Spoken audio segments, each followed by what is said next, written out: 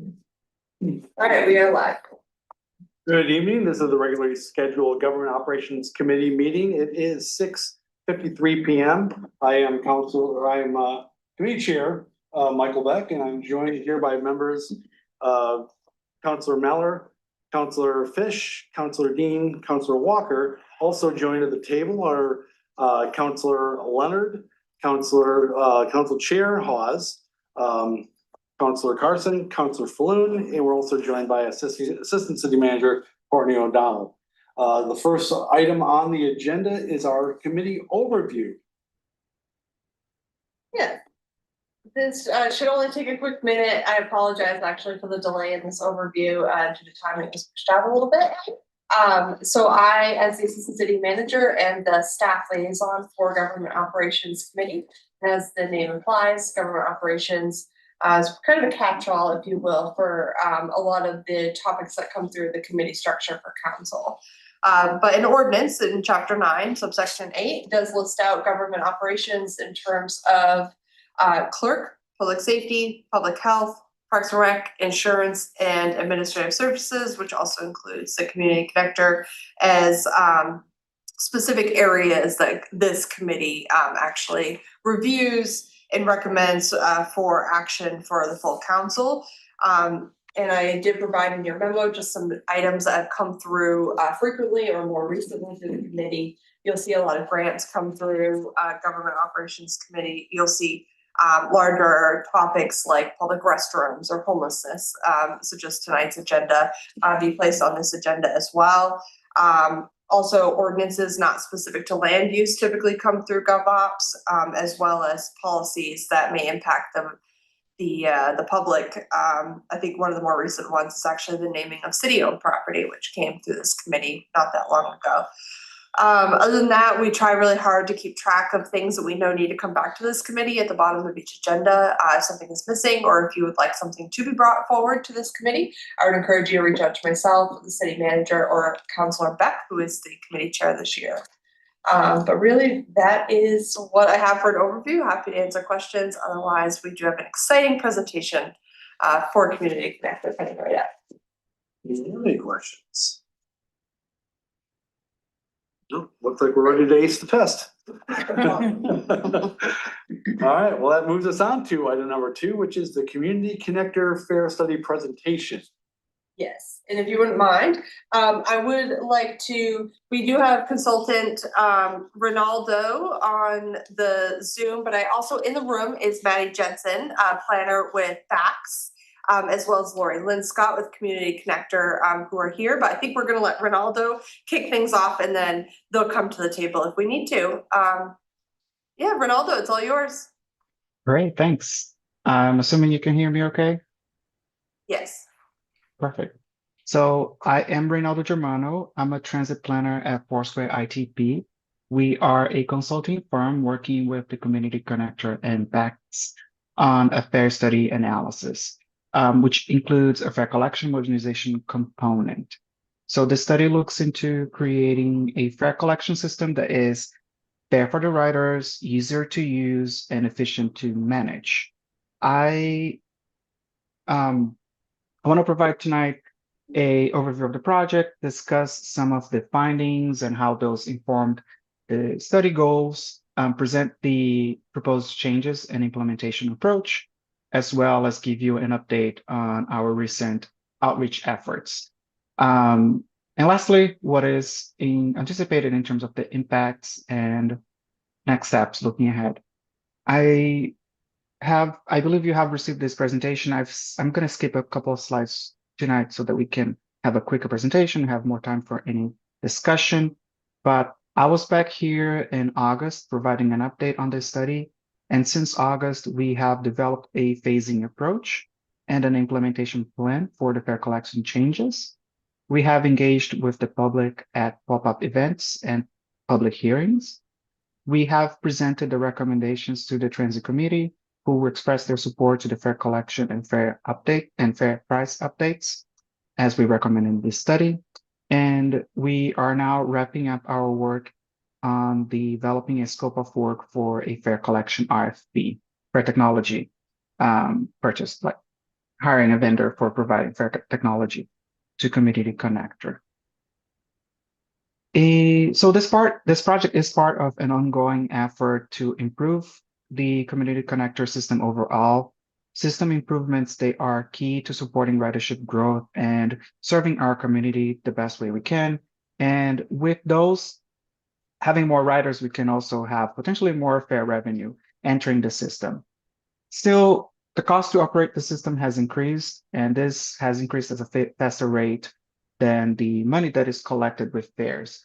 So as a result, today, fare covers a smaller share of the operating costs than it used to do before the pandemic.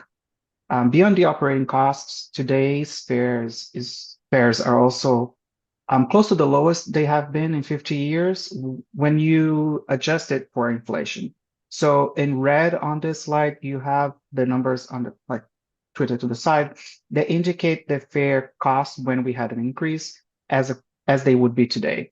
So you can see that 150 is pretty close to the lowest we have had since in the last 50 years. Also, the last fare increase happened in 2014. So this has been the longest period in 50 years without a fare increase. Moving to what we learned throughout the process of reviewing the system. So in the first half of this year, we looked at the data, but beyond looking at the data, we also talked to riders and we talked to the staff.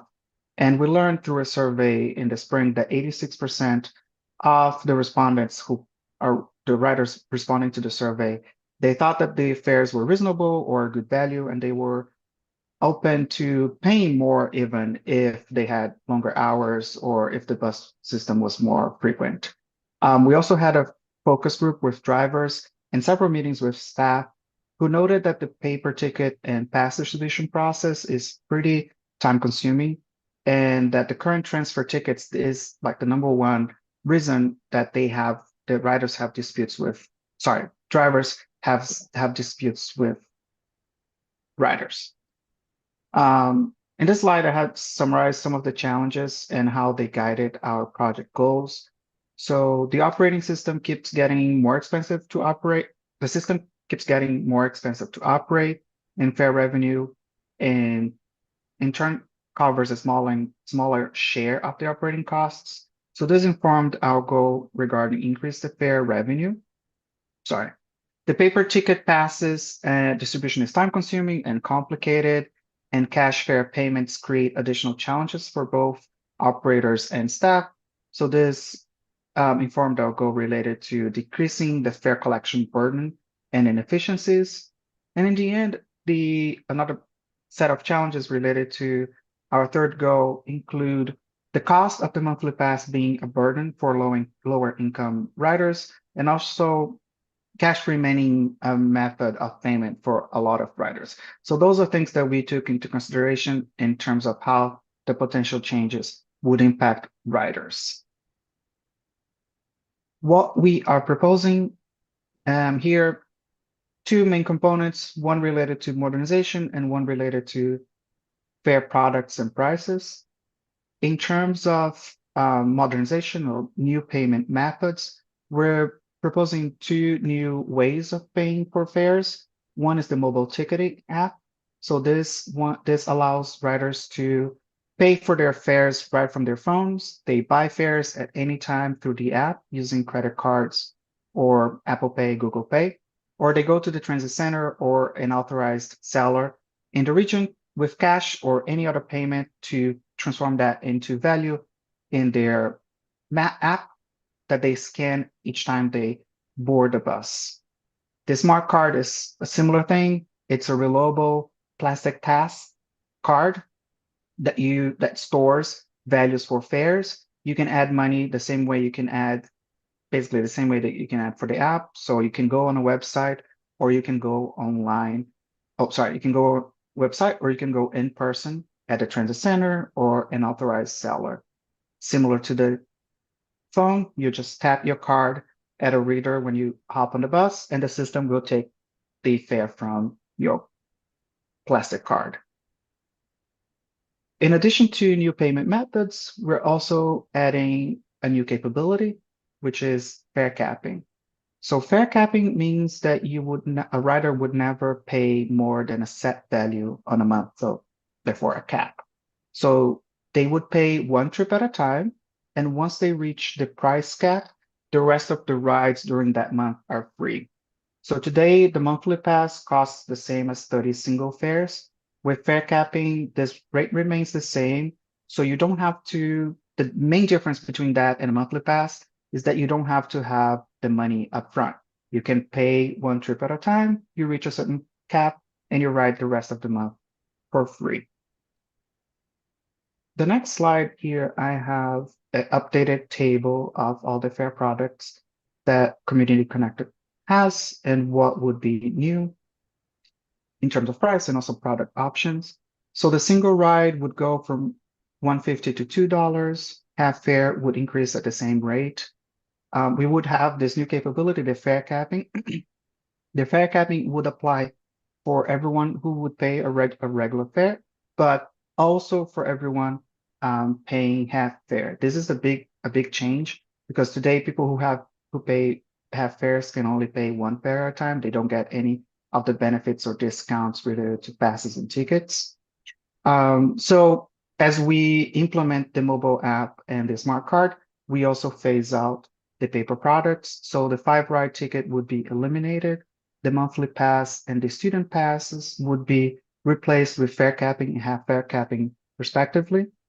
Another change is around the transfer policy. So today, someone pays with cash, they will receive a little piece of paper that allows them to transfer. In the future, with a mobile app and a smart card payment options available, the transfer would be free for those riders.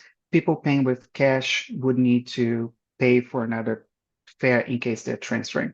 So we understand that this is a change, and there is a whole plan for bringing as many people into mobile app and smart card as possible. The main reason why we're also keeping the smart card because this is introducing the smart card is because this allows for a lot of unbanked people or people who don't have a reliable phone with data plan that they can add money to a plastic and it can add money in different places and still have the benefits of the fare capping and the transfers. The agreements with colleges remain the same, and the ADA paratransit fare increases at the same rate as the single fare. I have more things notes related to the ADA paratransit in a later slide. In terms of the implementation approach, we would make sure that we would have a transition period where we would have mobile app and the smart card as possible options and still have the paper products available during a transition period. So we would have a lot of work with the riders to make sure that everyone has plenty of time to adapt and move and change their way that they're paying. We also note that the fare implementation, we want to associate the fare increase with the new capability. So we would only increase the fare once the mobile app and the smart card have been launched, all the vehicles have the validators, and then we can have the fare capping capability online and new prices. In terms of the outreach effort that we had recently, we held 6 pop-up events. We talked to almost 90 people at the Transit Center in Bangor, in Old Town, Hampton, Brewer. We hosted an in-person and a virtual public hearing, and we gathered 27 written feedback comments via an online form or in person during our events. What we heard was that people are overwhelmingly open to the new fare payment options. The in-person event also reinforced the public's preference to the smart card, while a lot of people are open to the mobile apps. And the public also support maintaining cash as a payment option and continuing to have a network of authorized sellers in the region.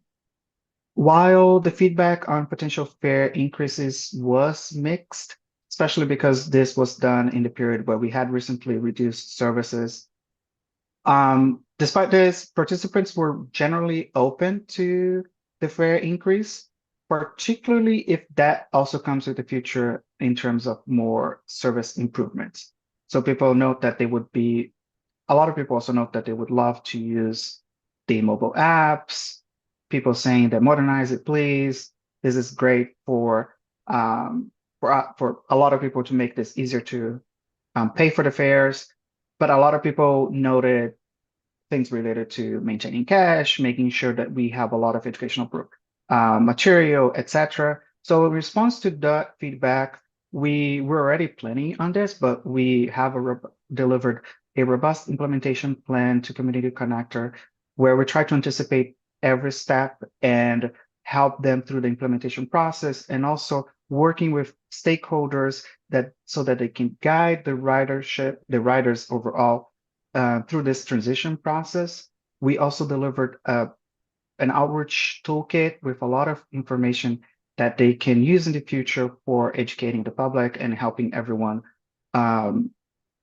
make this transition as easy as making an easier transition for everyone.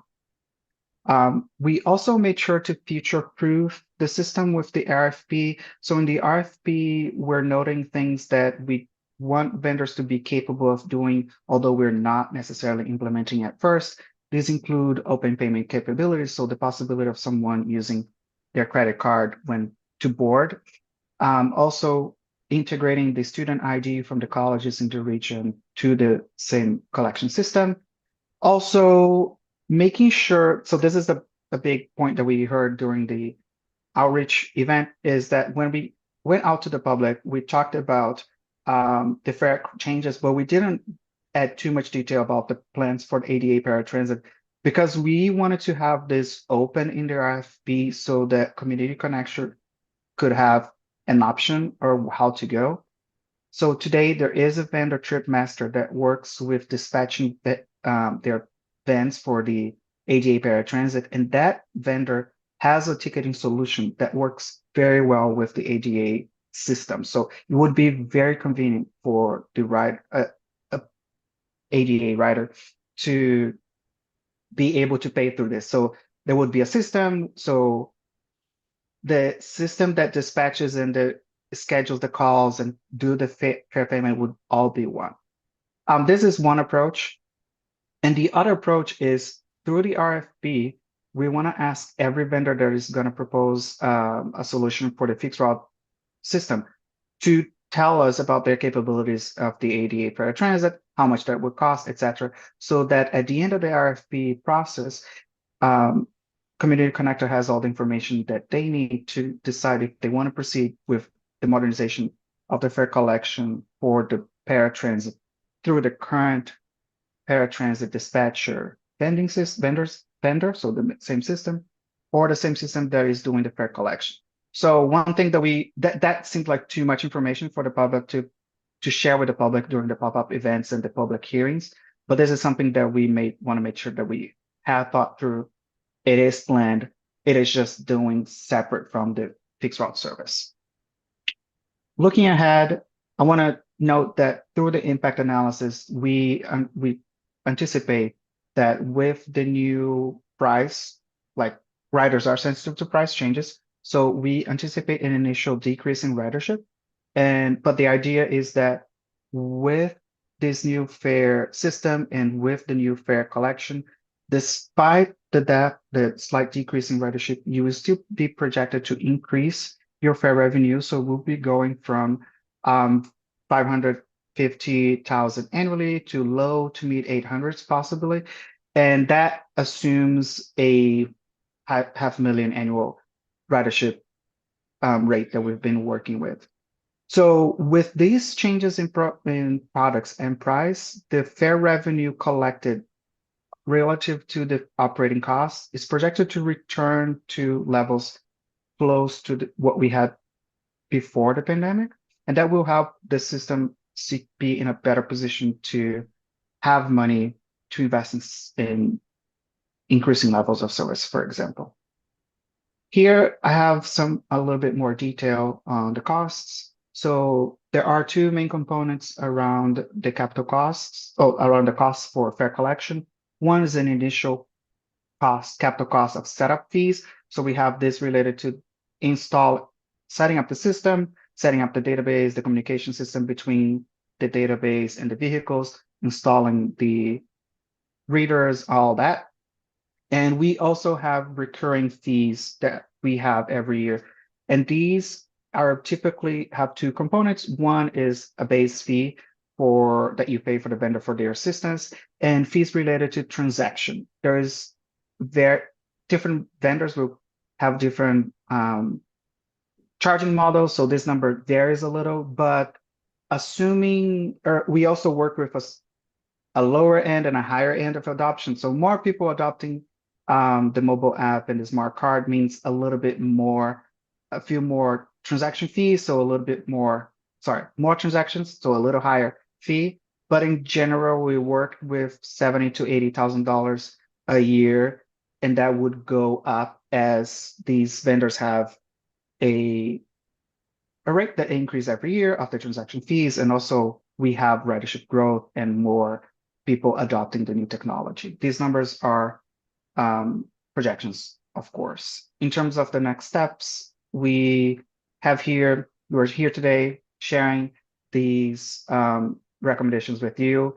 We are wrapping up the work of the RFP so that we can have Community Connector in a position to put out the RFP and start talking to vendors early next year. In the spring, they could select a vendor and start contracting with them, so that in the next year, so later in 2026 and 2027, we could start the activities around rolling out the smart card and the mobile app. That is it. And I'm here available for any questions. Okay, any questions for Ronaldo?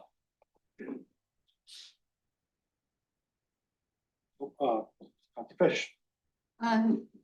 You predict that the first year or two, there'll be a decrease in the ridership, but if we're having caps, which might be a better solution for students and better solution for daily riders, why do you predict the decrease? I would think that those might be desirable, especially for the students and daily riders.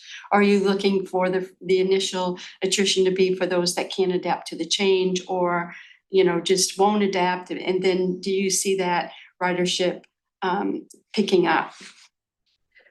Yes, basically yes. So when we did these projections, we look at all the different products that Community Connector has today. And the literature kind of indicates what we call elasticity. So how many people are just going to leave the system and look for alternatives because of that price difference? Although we're adding a lot of convenience to how people pay, we're also increasing the fare, right? So just the fact that the fare is a little higher, it can drive people out of the system. We are adding fare capping, and we're adding everything that we can leverage with the technology to make this increase in fare something that actually makes the system a little bit more accessible for people. I think having fare capping it's really game changing. A lot of people already rely on the monthly passes.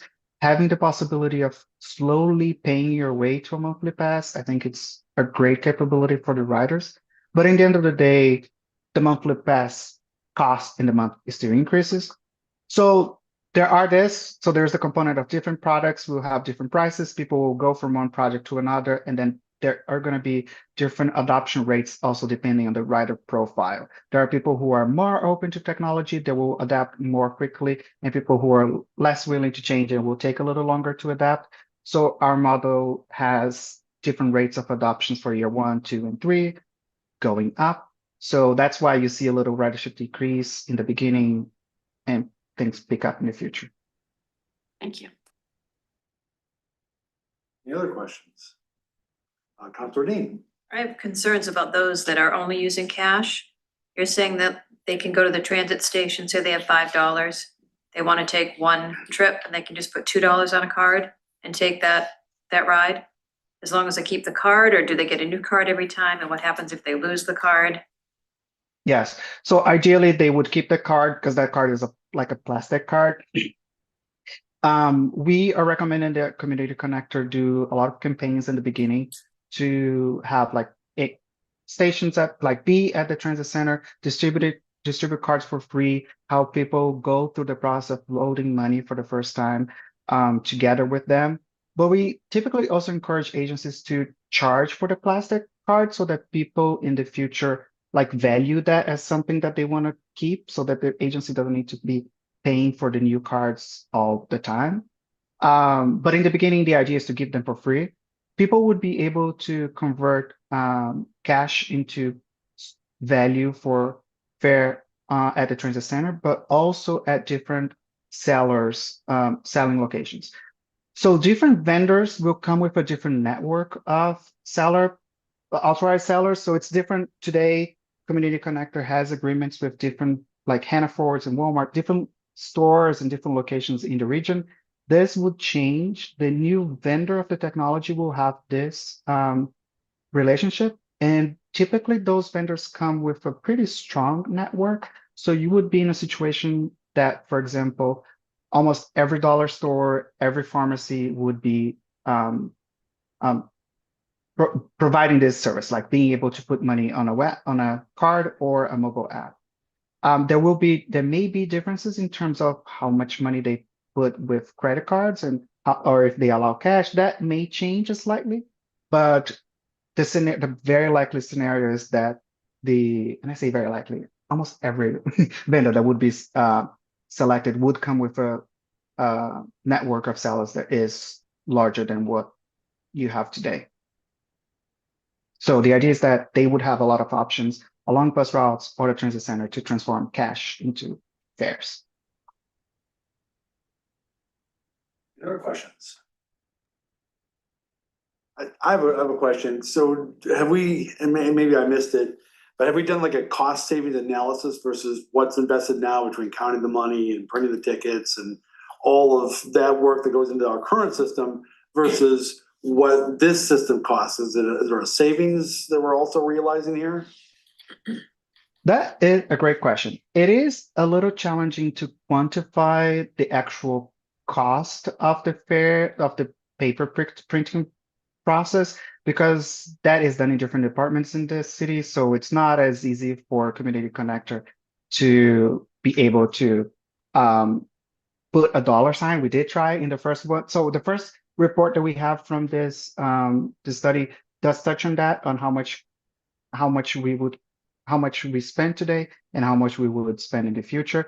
We don't get to a concrete number today because of these limitations, but the process of distributing this passes, the different agreements and different arrangements that you have with the different authorized sellers, the challenges that the number of challenges that this adds to the drivers. For the drivers, really, the transfer ticket is every time you talk to every driver, like it's the number one thing that they talk. So long story short, I don't have a concrete number.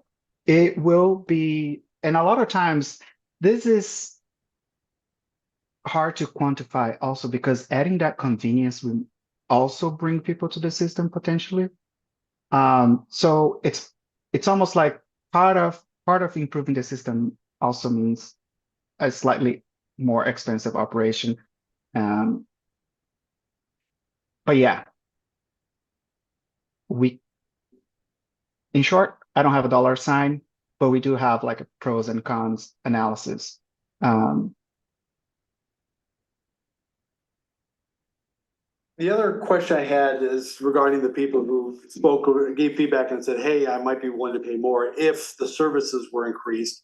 Because I noticed with that chart, I talked about, adjusted for inflation, I guess also not kind of factored in there is where for many of those years, there was an extra day of service for that same price versus now we're short Saturday service.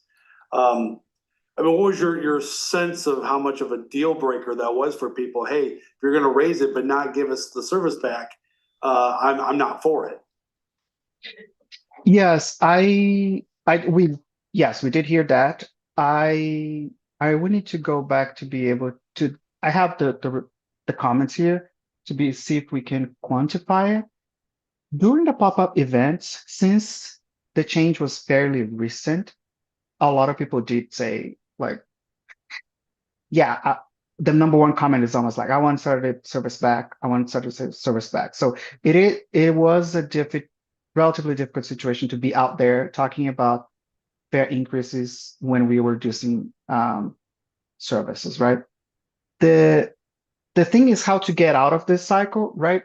The idea of studying this and adding the possibility of fare collection, new payment modes, and looking at a future where we can increase fares, that is one step in putting the system in a better financially, like improving the financial sustainability of the system and setting you up for a position where you can improve service in the future. We think that we recommend that you only increase the fare once you have physical things changing. So we would only increase the fare when people can see that there is new technology, that there is a boarding, so that there is a connection between the price I'm paying and a tangible improvement. Ideally, a service improvement, yes, would come together. But it's kind of like a little outside of my scope to be able to talk about how you get to a better service. But in short, from the public, yes, a lot of people do want this more service. And a lot of people say they're open to the increase, especially if you have more service. Sure. Councilor Flynn. Okay, so if these are being offered through vendors like Hannaford and dollar stores and whatnot, I'm assuming they're gonna charge a fee. How much is that fee? And do you have any numbers or any estimates on how much that's gonna take out of what goes to the city? Yes. So with the way that we looked at this, with the fare increase, despite these transaction fees, you still increase, like the revenue that you get outweighs the transaction fees. In terms of the actual fee, it varies a little from rider to rider, but the worst situation is that they get 10% of your fare. The fare that so from the $2, they would get 20 cents to provide you the service. So they sell you the technology and the network of sellers, everything in the same package. So every time someone swipes a card or scans a QR code when they ride a bus, there is a transaction fee that the vendor charges the agency. But the adding money to the system, that is kind of part of the package that they sell. So it doesn't change the price. Oh my God, was I any clear? Sure, it doesn't really change. Being able to put money, the actual transaction of putting money doesn't cost anything. The transaction of using the fare product costs a transaction fee. So if someone wants to go to the dollar store 15 times to add $2 each time, it doesn't make any difference for a community connector. Or if they go one time and put $30, like that's the same. The difference is how much they ride. So in a way, the success of having more people riding means a little bit more transaction fees, but the rate is max 10% of the fare that you charge.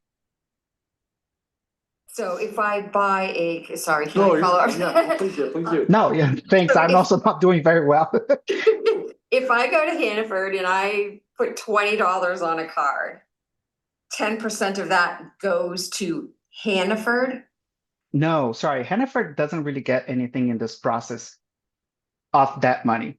If someone goes to Hannaford, put $20, those $20 become credit on the fare on their pass. Then that money sits in the system. It's not like who's holding that money is a vendor, technology vendor. Whenever someone swipes that card, and let's say they used $2, Community Connector receives $1.80. So those vendors don't charge us anything for offering those all in all these different locations? That is included in their recurring like maintenance fee. So they will charge you $30,000 a year, regardless of how much money is being added, how many times, and how many locations.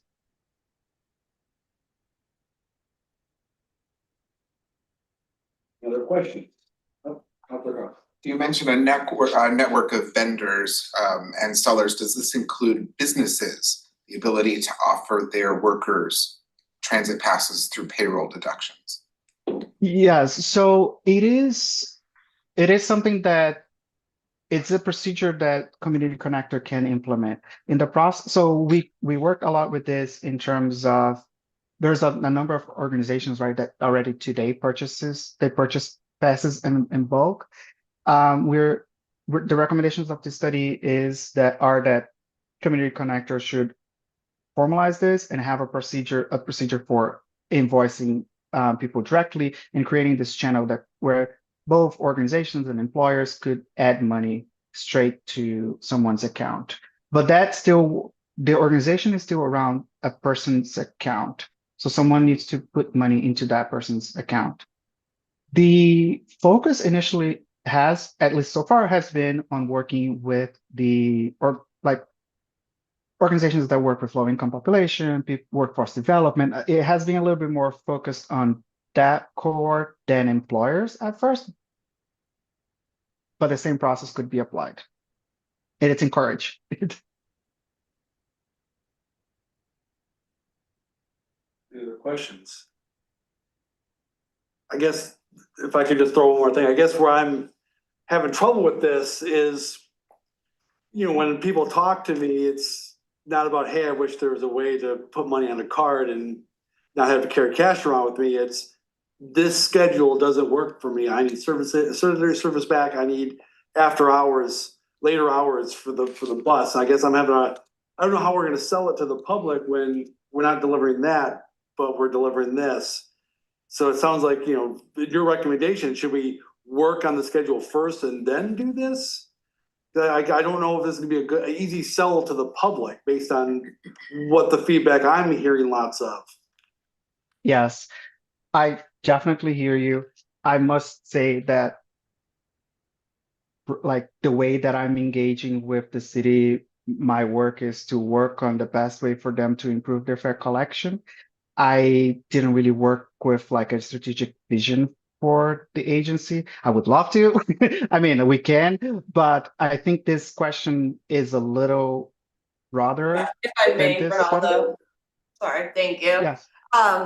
Yeah, so, this study is actually paid for through BACS, to look at this fare structure. I think one of the first things that was expressed to me when I first started a number of years ago was that the fares were outdated and likely needed to be increased, but in order to do that, we needed to add value for riders. And so I do think that there's probably broader conversations we should have around this, but I will say that while I think we all would like to see Saturday service come back sooner rather than later, I would still stand by the fact that value has been added to some degree, whether it's the transit center, replacement of buses, more ADA vans in order to accommodate need, things of that nature. So some of this, to Ronaldo's earlier point, is going to be education and getting out there and having those conversations so folks understand. And anecdotally, I do hear from folks that the current paper system is a barrier in and of itself. And I will tell you from a staff perspective, all the different vendors that sell those paper tickets, the amount of time it takes to track that down, make sure we're all getting properly billed and invoiced and paid is pretty absorbent, actually. And what Ronaldo's team kind of uncovered is that there's more efficient, faster ways to manage that. And so I will say from my perspective, whether or not we are able to move forward with an increase to fares immediately is certainly a conversation we can have more in depth. But I would argue that the technology, the ability to streamline payment methods with the fare capping, I think is really what will move us into sort of the next phase, paired with all this other technology that we have been incorporating into the system. because it's gonna streamline it and remove barriers for a lot of people. So, and actually, I'm gonna look at Lori Lynn Scott and make sure, that if she wants to come up and speak to any of this. But hopefully that at least answers some of those questions a little more. I think that the FAIR study was good timing in terms of where we were with implementation of technology and the transit center coming online and all of that, but I'll certainly let Lori, who is a very long time employee of Community Connector and knows a lot more than I do about it. No, so I don't know if you guys saw that slide, that it's been since 2014 that we've had a fare increase. So even in the 2019 study that we did with Stantec right before COVID, that was one thing that they even had on their list. Once we gave the passengers some amenities, which obviously the transit center, bus stops, all of those kinds of things, new bus shelters, that would warrant, some type of fare increase, because that was a very costly endeavor that we took on. So I think that this fare increase is overdue. I also think that looking at futuristic on expanding service when we can, obviously isn't off the table as well. But I do think that it is time to have a fare increase. To Courtney's point, the paper stuff is really just labor intensive. When you're constantly billing out, just $20 at a time or $6 at a time, it would just be so much easier if they could have the opportunity to load the card.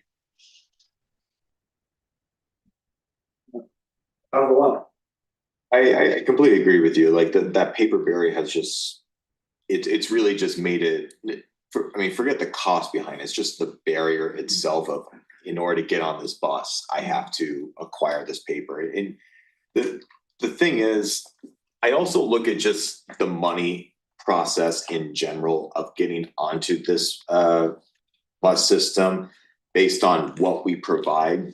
That in of itself is also a barrier.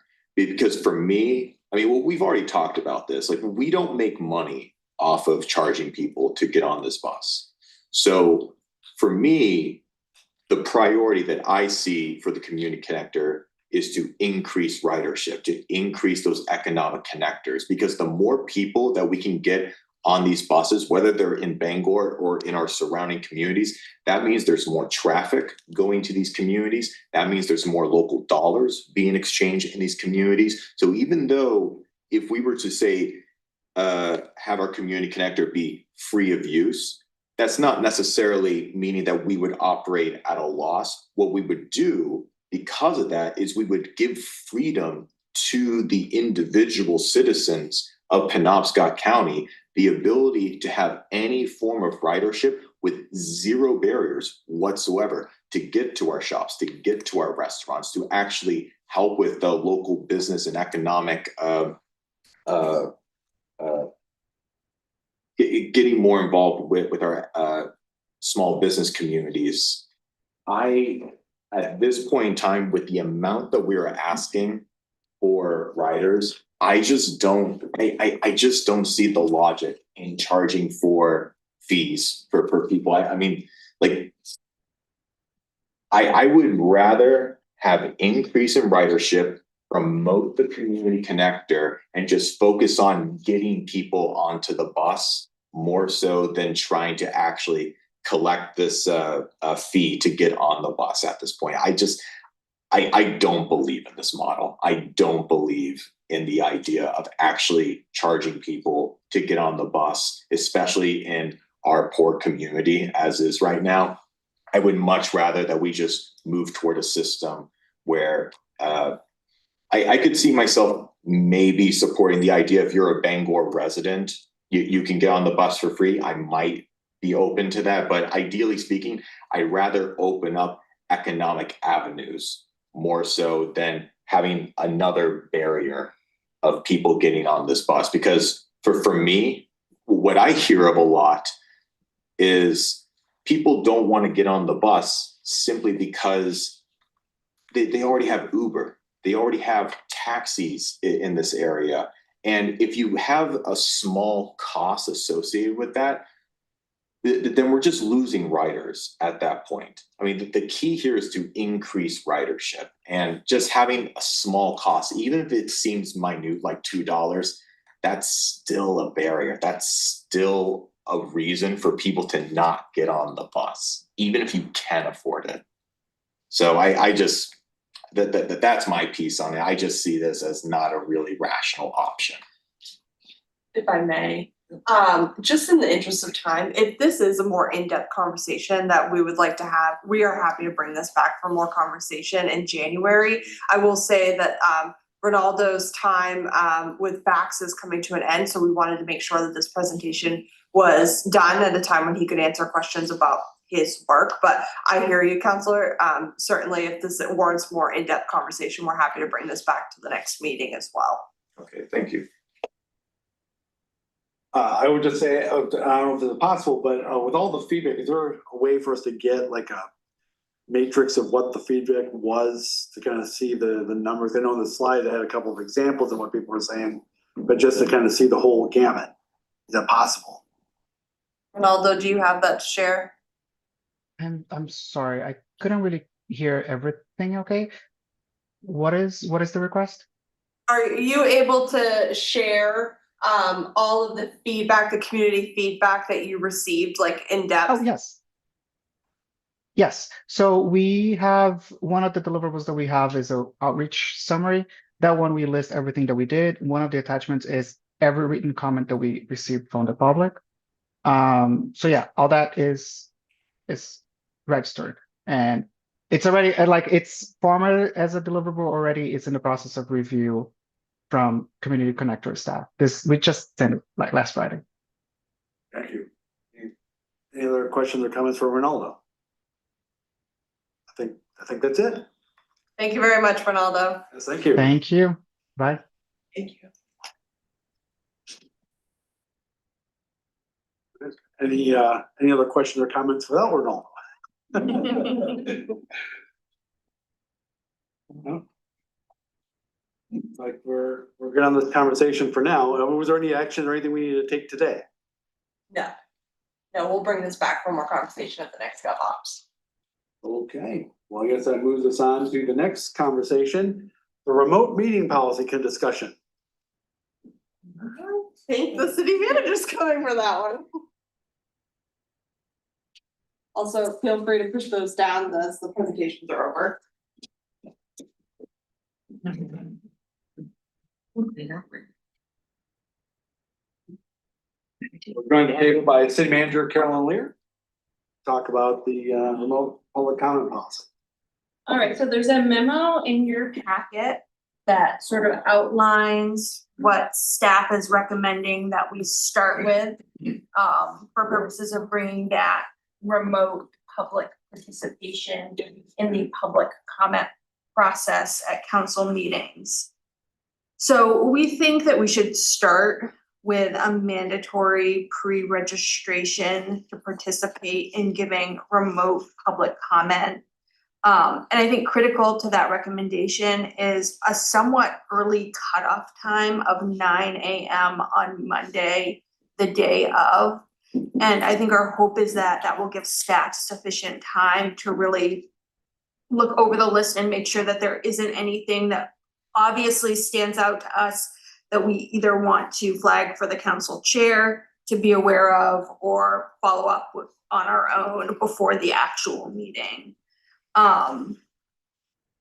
We think that going forward, a critical component will be the council chair really reinforcing the requirements for Zoom comment. And we had been asked to investigate the possibility of giving the chair a mute button. The technology for that isn't currently here, but we're certainly committed to looking into that going forward. But we think that in the interim, you know, with some better sort of communication on what the flags are that staff should be paying attention to, we can more quickly sort of get things turned off when things go awry and people get disruptive. We had talked about a sort of closing of the Zoom doors at the start of the meeting. This would prevent a speaker from giving their public comment, being turned off for being inappropriate, leaving the Zoom and then coming back on to sort of rinse and repeat that same process. But when Courtney investigated that, it was clear that that would require a lot more on the part of both the city and the speaker as far as registration, and sort of a heightened level of product to participate. And ultimately, I think we'd like to try the registration first to see if it resolves our problem before we start putting more barriers on folks to participate. There had also been some discussion about requiring folks to turn their video on during giving remote public comment. And after further thought and careful consideration, we are concerned that that will cause more disruptions rather than fewer disruptions.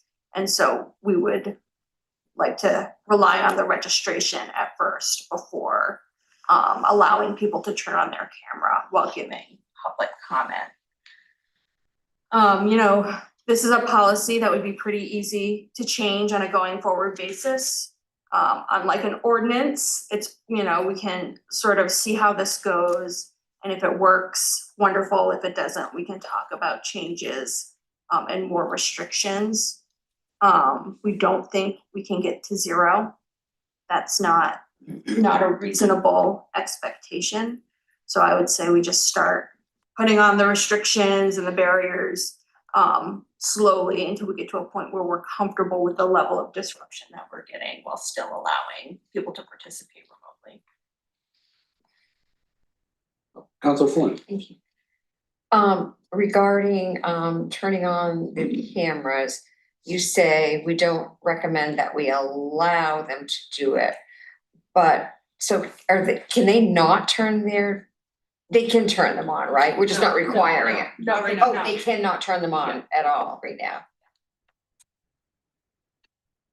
And that's a pretty specific restriction based on COVID challenges that were encountered with public commenters.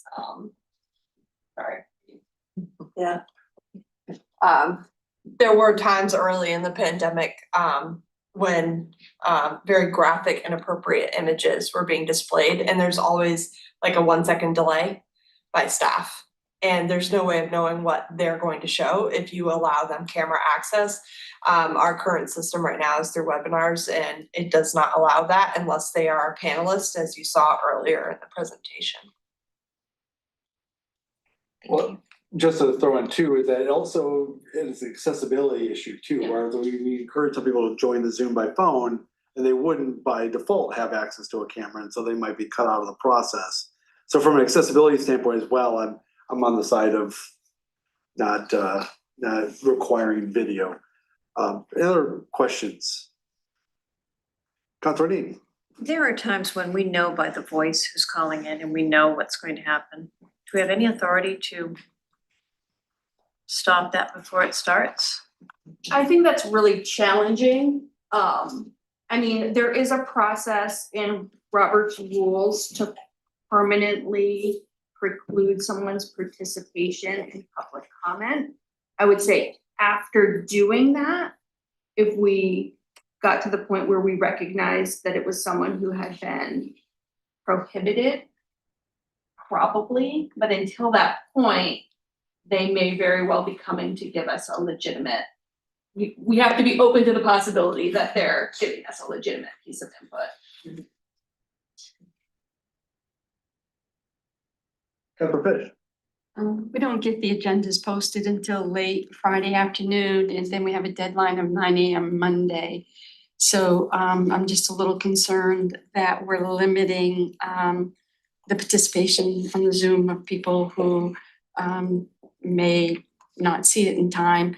So if we could either keep in mind as we move forward how that's affected those that want to communicate via Zoom, and perhaps also through the Zoom link or the verbiage, we say, we encourage them to email, because if they can't come in on Zoom, they've seen it too late. I would still want them to feel they have another avenue of communication. Sure, we can make sure that we advertise the alternative options. Thank you. Council Leonard. I guess to Counselor Fish's point, is there like a specific reason why 9 AM was chosen as opposed to like, say, 12 PM or something? Yeah, 12 PM. I don't think there was any miracle to it other than that's when city staff will have gotten to work and started their day. And so the first thing they could do on Monday morning was to pull up the list of registrants and start going over them so that it would be ready for the evening. I think we don't know how many people are gonna register on any given day. So probably on most days, if there's a handful of people, that's an easy task to sort of go through the list, sort of eyeball it, give it the okay and get it to the council chair. But on a day where it is extensive, that could be challenging and more time consuming. Okay, I think I'm fine with the 9 AM cutoff for right now. I think I'd like to adjust this in the future if at all possible, but I think this is a really good starting point for right now. But I do have concerns, like similar to Counselor Fish, that it might be too short of a window for people to register, but I mean, we're not gonna be perfect the first time going through with this. So I just think it's important to just acknowledge that really quick. And if I might, the registration will be electronic.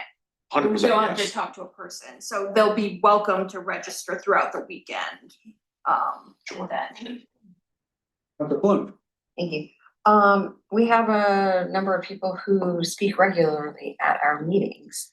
So would we allow them to just register, like kind of do one, I want to be registered for remote participation for all meetings? Or are we going to require them to do it every time? I think every time, I mean, I think the policy contemplates that they'll give an indication of what they about. And I think why that is helpful is because it will be a flag to the council chair if things start to. Cause my impression, and you can jump in if you disagree, is that it's almost hard to identify when it's starting to go awry. It starts slowly and then it amps up. So I think it will just serve as a helpful signal to the council chair to say, okay, we've switched topics now. I need to be on high alert that this is maybe going somewhere else. Councilor Carson. Regarding the ADA policy on our website, if this is gonna be updated to be 9 AM, I think it would be great on that portion of the city's website that a note is placed in that section that says, but if you're registering for a meeting, you actually have until 9 AM on Monday. Okay. Because somebody might confuse the need to submit an accommodation request with the actual ability to register with a meeting, and those are two different times. Yeah, well, and the need to submit an accommodation request should go away because they will just be permitted regardless of whether they need the accommodation to participate. One suggestion I would make too with this is, can we make it part of the policy where you need to be present in the start of the meeting at a certain point? Because one concern I would have is that if somebody had pre-registered several names to be prepared for this, and then, did the loop, because, if they only registered once, well, then they're only gonna get to speak once, but if they pre-loaded with For several, sure. so we see that, oh, and that person just now popped up, just a way to kind of squash that before it happens. We can reverse doors.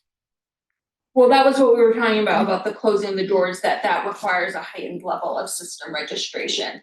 But, I mean, we could monitor it and and we could ask that be the case and we could monitor it. Sure. Flag, like, okay, there's 20 people who aren't on at the start. This might be the start of someone who is about to cause a disruption. Other questions or comments? So for the memo, if we, well, are we looking for a motion today to move it forward to council? Yeah, if folks are amenable to that plan as outlined with the addition of asking them to be there at the start. we'll draft a council order. Okay, and if we approve it at that time, then this would be something implemented in January. Yes. Okay.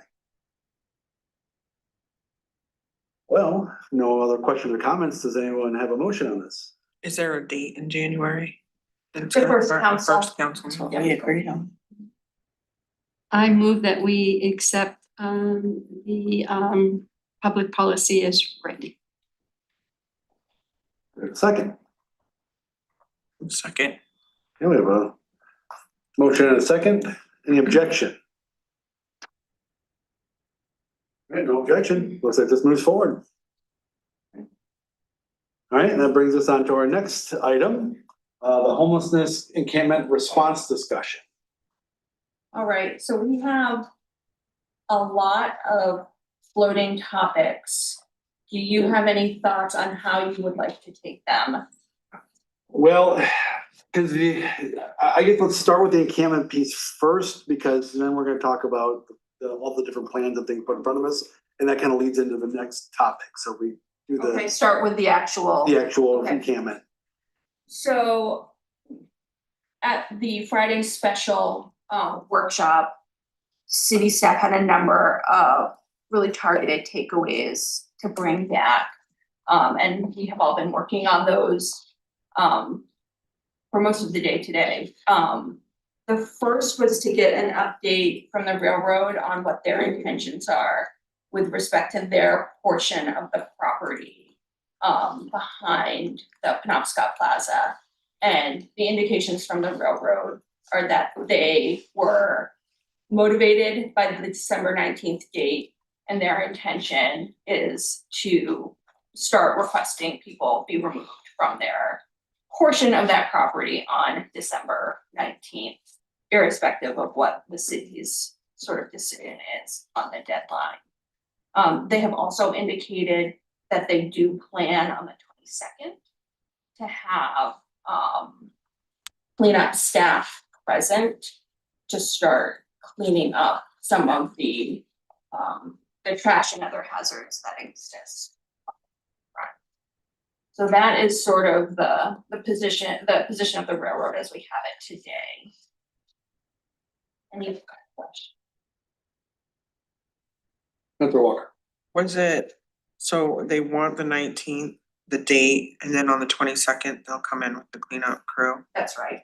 I mean, realistically, I don't expect that they're gonna be here over the weekend doing things, but they have indicated that that was their plan, it's the 19th, and that continues to be their plan.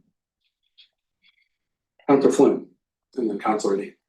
Maybe this is part of what you're gonna report to us, and if it is, I'll wait, but do we know how many of these residents at the encampment are on railroad Yeah. property and how many are on city property? Director of Public Health, Jenny Zetterman, went down today, and I don't, she can jump up or I can just repeat what she said. There are right now about 6 occupied tents on railroad property and 6 on city property. Is that right, Jen? Oh, yeah, come on up. Come join us.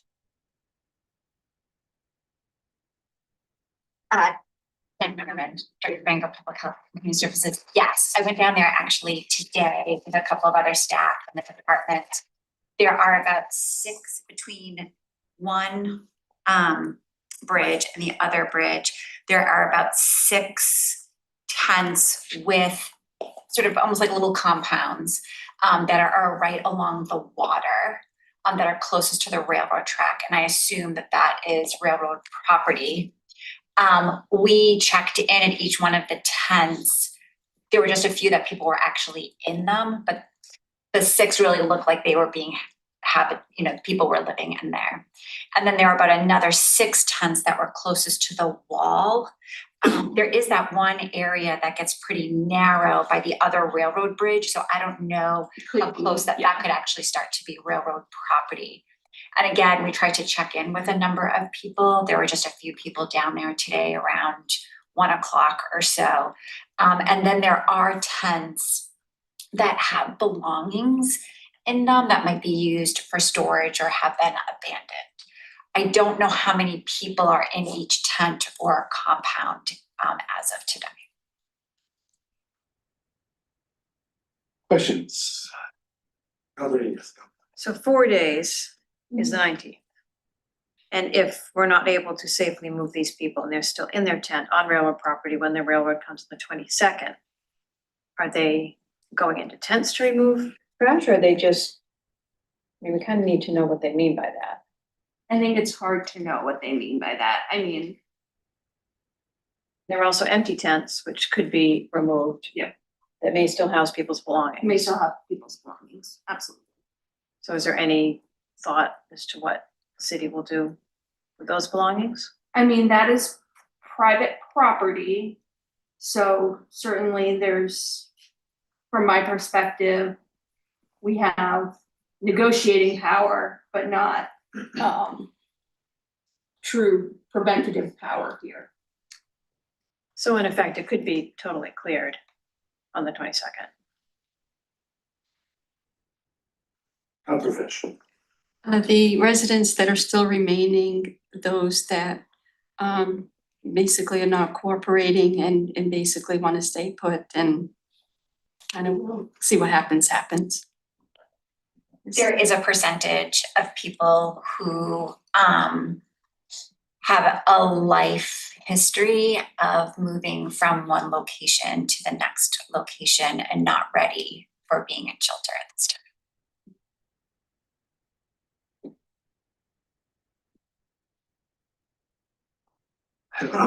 Yeah, go ahead. That's up for you. Again, maybe you were already going to address this, but we talked about moving those people who are on the railroad property to the city part of the property. Sure. So We can, if you were gonna address that, then I'll just wait, but if not, I guess I'm curious, can we do that, and do we think we can do that by the 19th?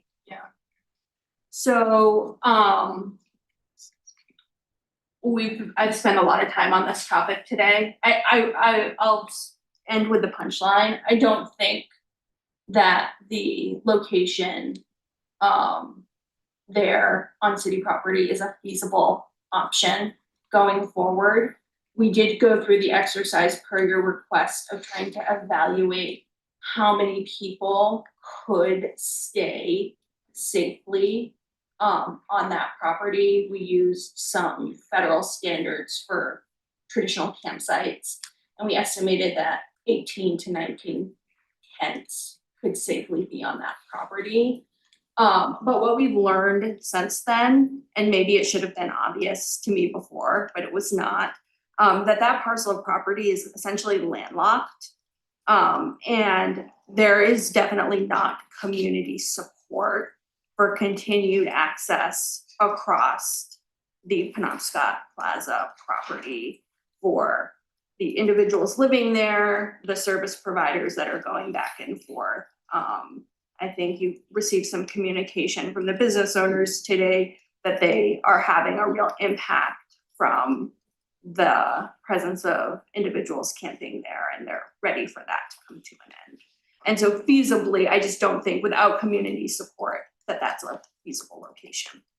To that point, we all saw the email earlier from Christina Paradis from Hero Sports Grill, which just asked to give a statement. I did say if she's here, if she's here tonight. Yeah, there you are. Yeah, if you'd like to give your statement now. Sure.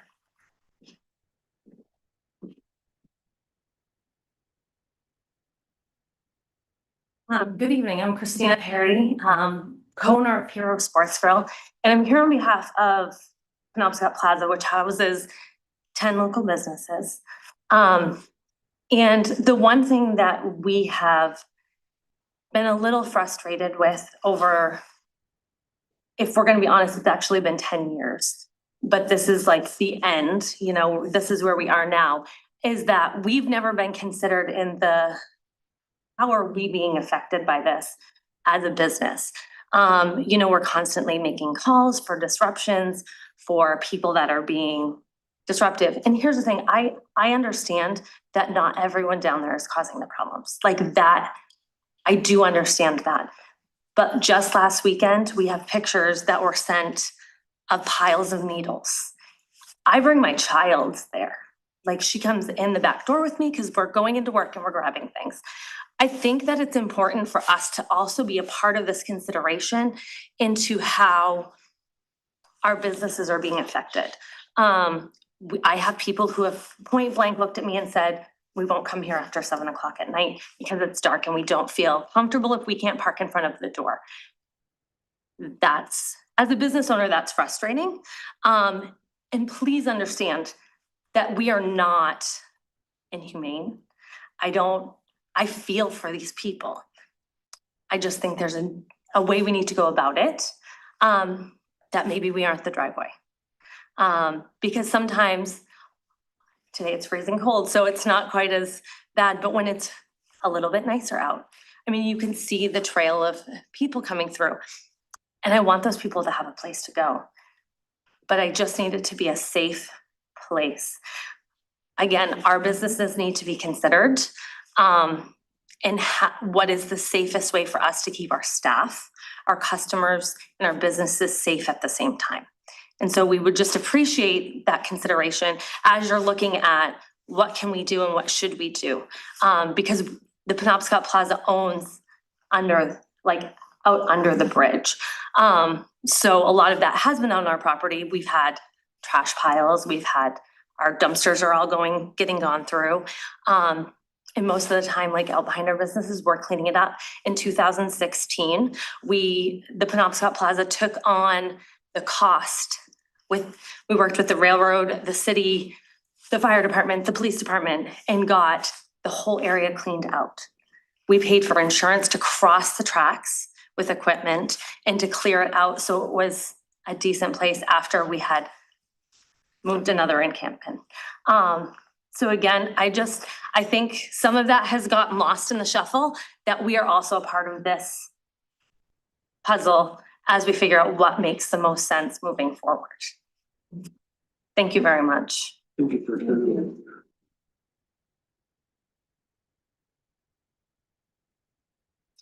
So I guess the first consideration then is, people are moving, self-relocating is what I understand. Right? Yeah, they chose to come across the tracks and, okay.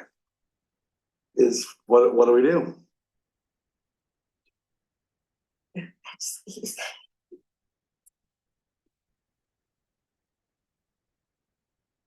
That's okay. Oh, yes, sorry, go ahead. I think we have to kind of change our thinking. And this probably isn't going to sound well and go over very well, but we're a city. We have to run the city as a business. And we've been running it with a lot of emotion and compassion, which we do have to have part of the equation. But we are not responsible for placing every person that's down there. They have to participate. They have to want to participate in their future. And, I'm not ready yet. I know I keep making it, but I've probably called 10 municipalities and have about 6 or 7 more that are cities similar to us. And I asked them about their policies, and they asked why we have allowed the encampments in the first place, why we don't have alliances with partnerships, and then delegated this particular, issues that we have with mental health and substance use disorder with the partners, and delegate to them, be part of the people at the table. But we're sitting here pretending that it's our job and that we're the experts to take care of the problem. And, someone said, well, if you have an ordinance for no public camping, why have you allowed it? So, and I think we've kind of told our, public safety and our police to kind of allow it, look the other way. And what we've been doing, and now we're, well, what are we going to do about the 6 or 12 people? And yes, it's heartbreaking, but at the same time, as a city and a municipality, the time and the resources and the money, we really need to identify who our partners are that are fiscally sound, have already proven a track record of being experts. And we need to really try to strategize with them and consider success might be placing we started with 42 a couple of weeks ago. And, maybe placing the 30 is a very big success. And we all will worry about the other 12, but But I don't think that it's our job to spend this much time and resources. I think we can continue to work with partners, but at some point, there has to be accountability and responsibility. And we have to be intellectual instead of emotional in how we handle this all the time. And just like, when I go to work, at Next Home, I had a client come in, 83 years old, and the other night she was nervous. We had someone pounding on the back door, and she lifted up her sweater and showed me a gun, that she has a concealed weapons, and that's where she's at, to come to my business and feel that she has to do that because she's scared to come. And my boss there at that place has got agents considering leaving that business because they are tired of the engagement that they're having, and they're compassionate that, they don't want to come speak because they are afraid of the stigma that they're going to consider that they don't understand and that they're cold-hearted. And I haven't talked to one business owner that isn't compassionate about it. But at some point, we got to get our act together and start running the city like a city and look about economic development and have better and more financial, if we had more economy and we had better housing and maybe a better intervention, we wouldn't be here. So what are we going to do? I think we've done a lot, and I think we've done all we can. And I'm sorry, I've been on a rant, please.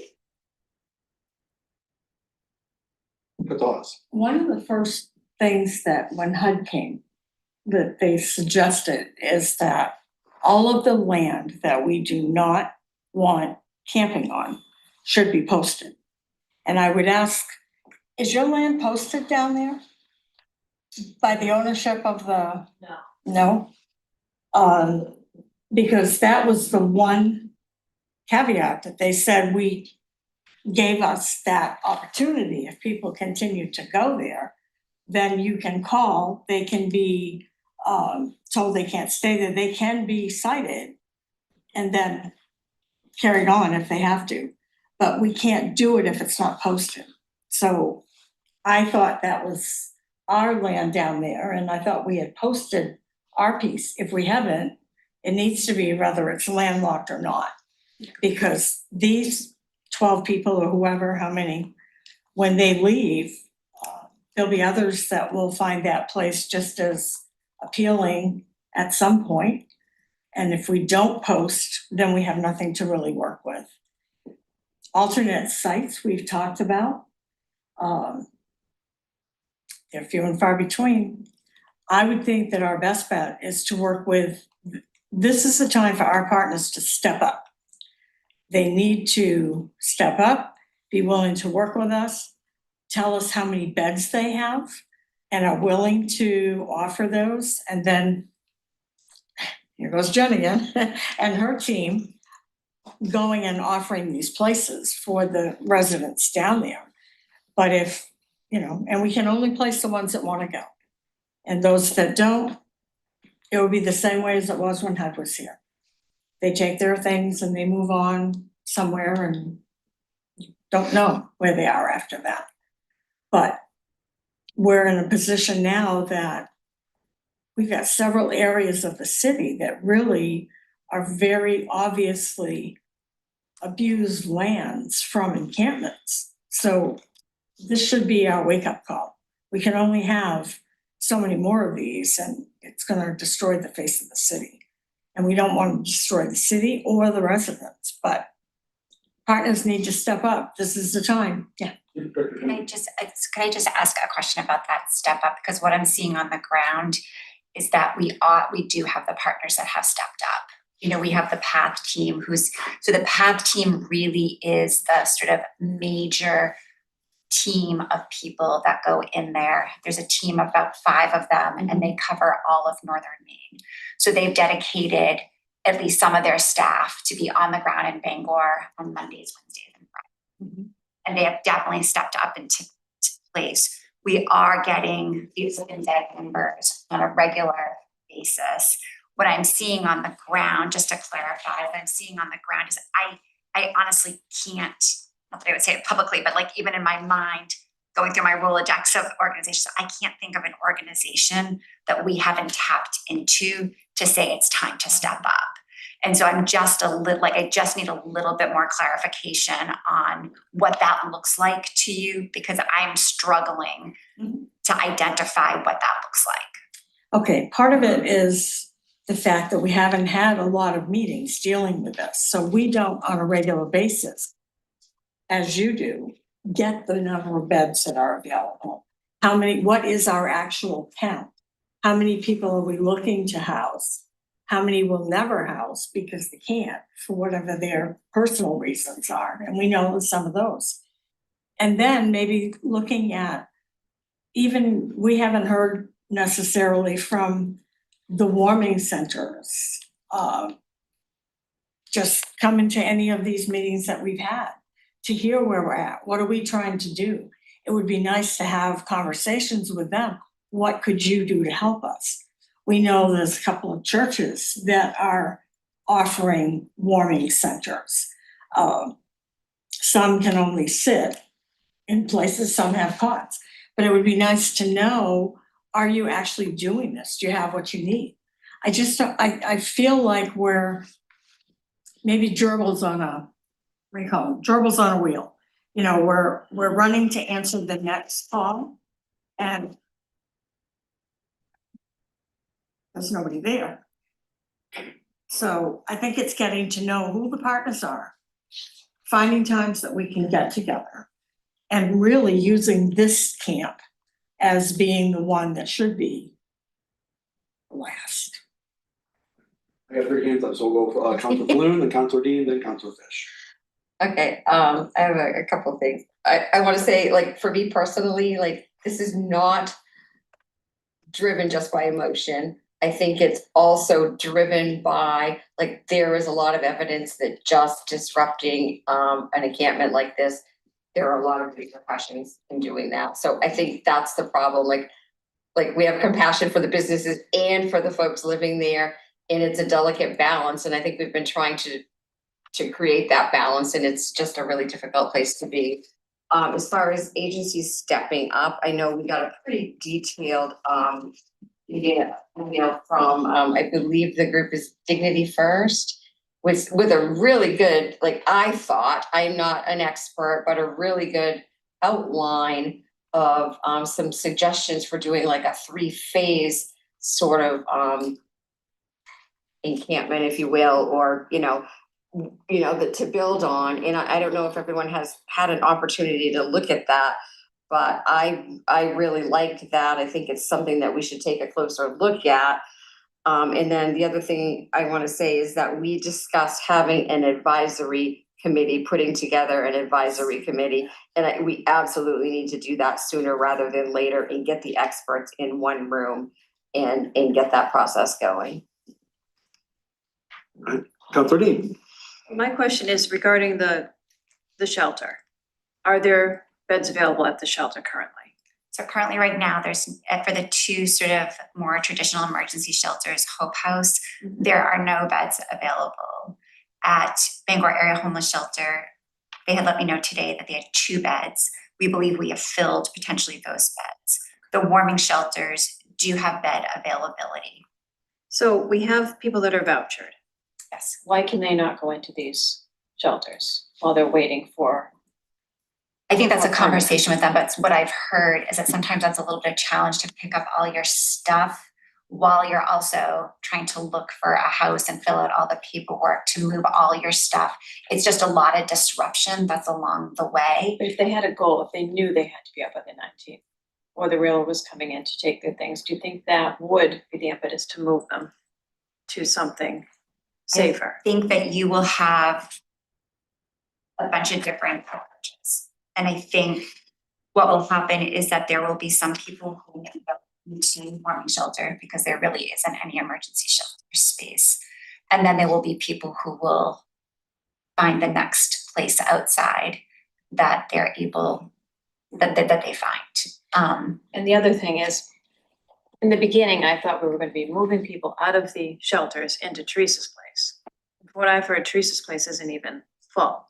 So why has that not happened? So Teresa's Place has a application process with certain criteria based upon their funding sources. there are people from the Hope House encampment who are now successfully living in Teresa's Place. Teresa's Place was never intended to take everyone from the Hope House, the Camp Hope, into Teresa's Place. It is a constantly moving target. They're constantly taking applications to find the people that meet the criteria, that have a way to pay for the space, and that they have the services there to support people. So it's a match on many different And fronts. do they take vouchers at Teresa's Place? A certain percentage. And we work. So with there is a them. barrier for some people that have a voucher. It isn't enough to get in Teresa's Place, even if they qualified. Correct. And so PATH, Home Team, other case management entities work with somebody to put in the 30-page application, for the first round, many page application for the second round, do an interview, and then you may or may not be accepted into Teresa's Place if it's the right match for the services that they're able to offer. Councilor Fish, Um, and then Councilor Foss. I think the committee, would be great. And I think also we should have Northern Light, the Acadia, section of Northern Light and hospitals that have, also dealing with this and how they're dealing with that come to the table. And we really need to, have them to come to the table as experts, as well as other municipalities that are larger than us and do have homeless dignity first. I've talked with another realtor who actually, through his church, they were the first generation, which gradually became the housing project that they have now. It actually started about 15 or 20 years ago through a church. So many of the programs have worked collaboratively with the cities that I've been talking with, but the cities themselves have kind of handed off and delegated. These people come in and work with them. We provide resources if we can apply for the grants as a conduit to receive them and pass them off. But we let the experts really run this and come back and report to us, and they hear the cities, what their concerns, and work collaboratively. So for us to have that liaison, once we get this together, and determine, like I know Preble Street's been a great resource, Fresh Start's been a great resource, but I know that they have a 30% success rate.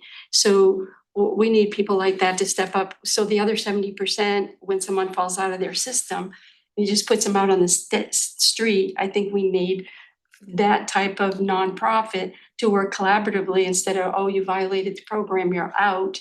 I think we have to look at our policies with them and say, well, it is happening in our city, so you need to collaborate with that individual that failed your system before you just kick them out on the street. So we've got a lot of, Terry Dinkins has been in here from the church. We have a lot of churches. Where are the rest of the churches?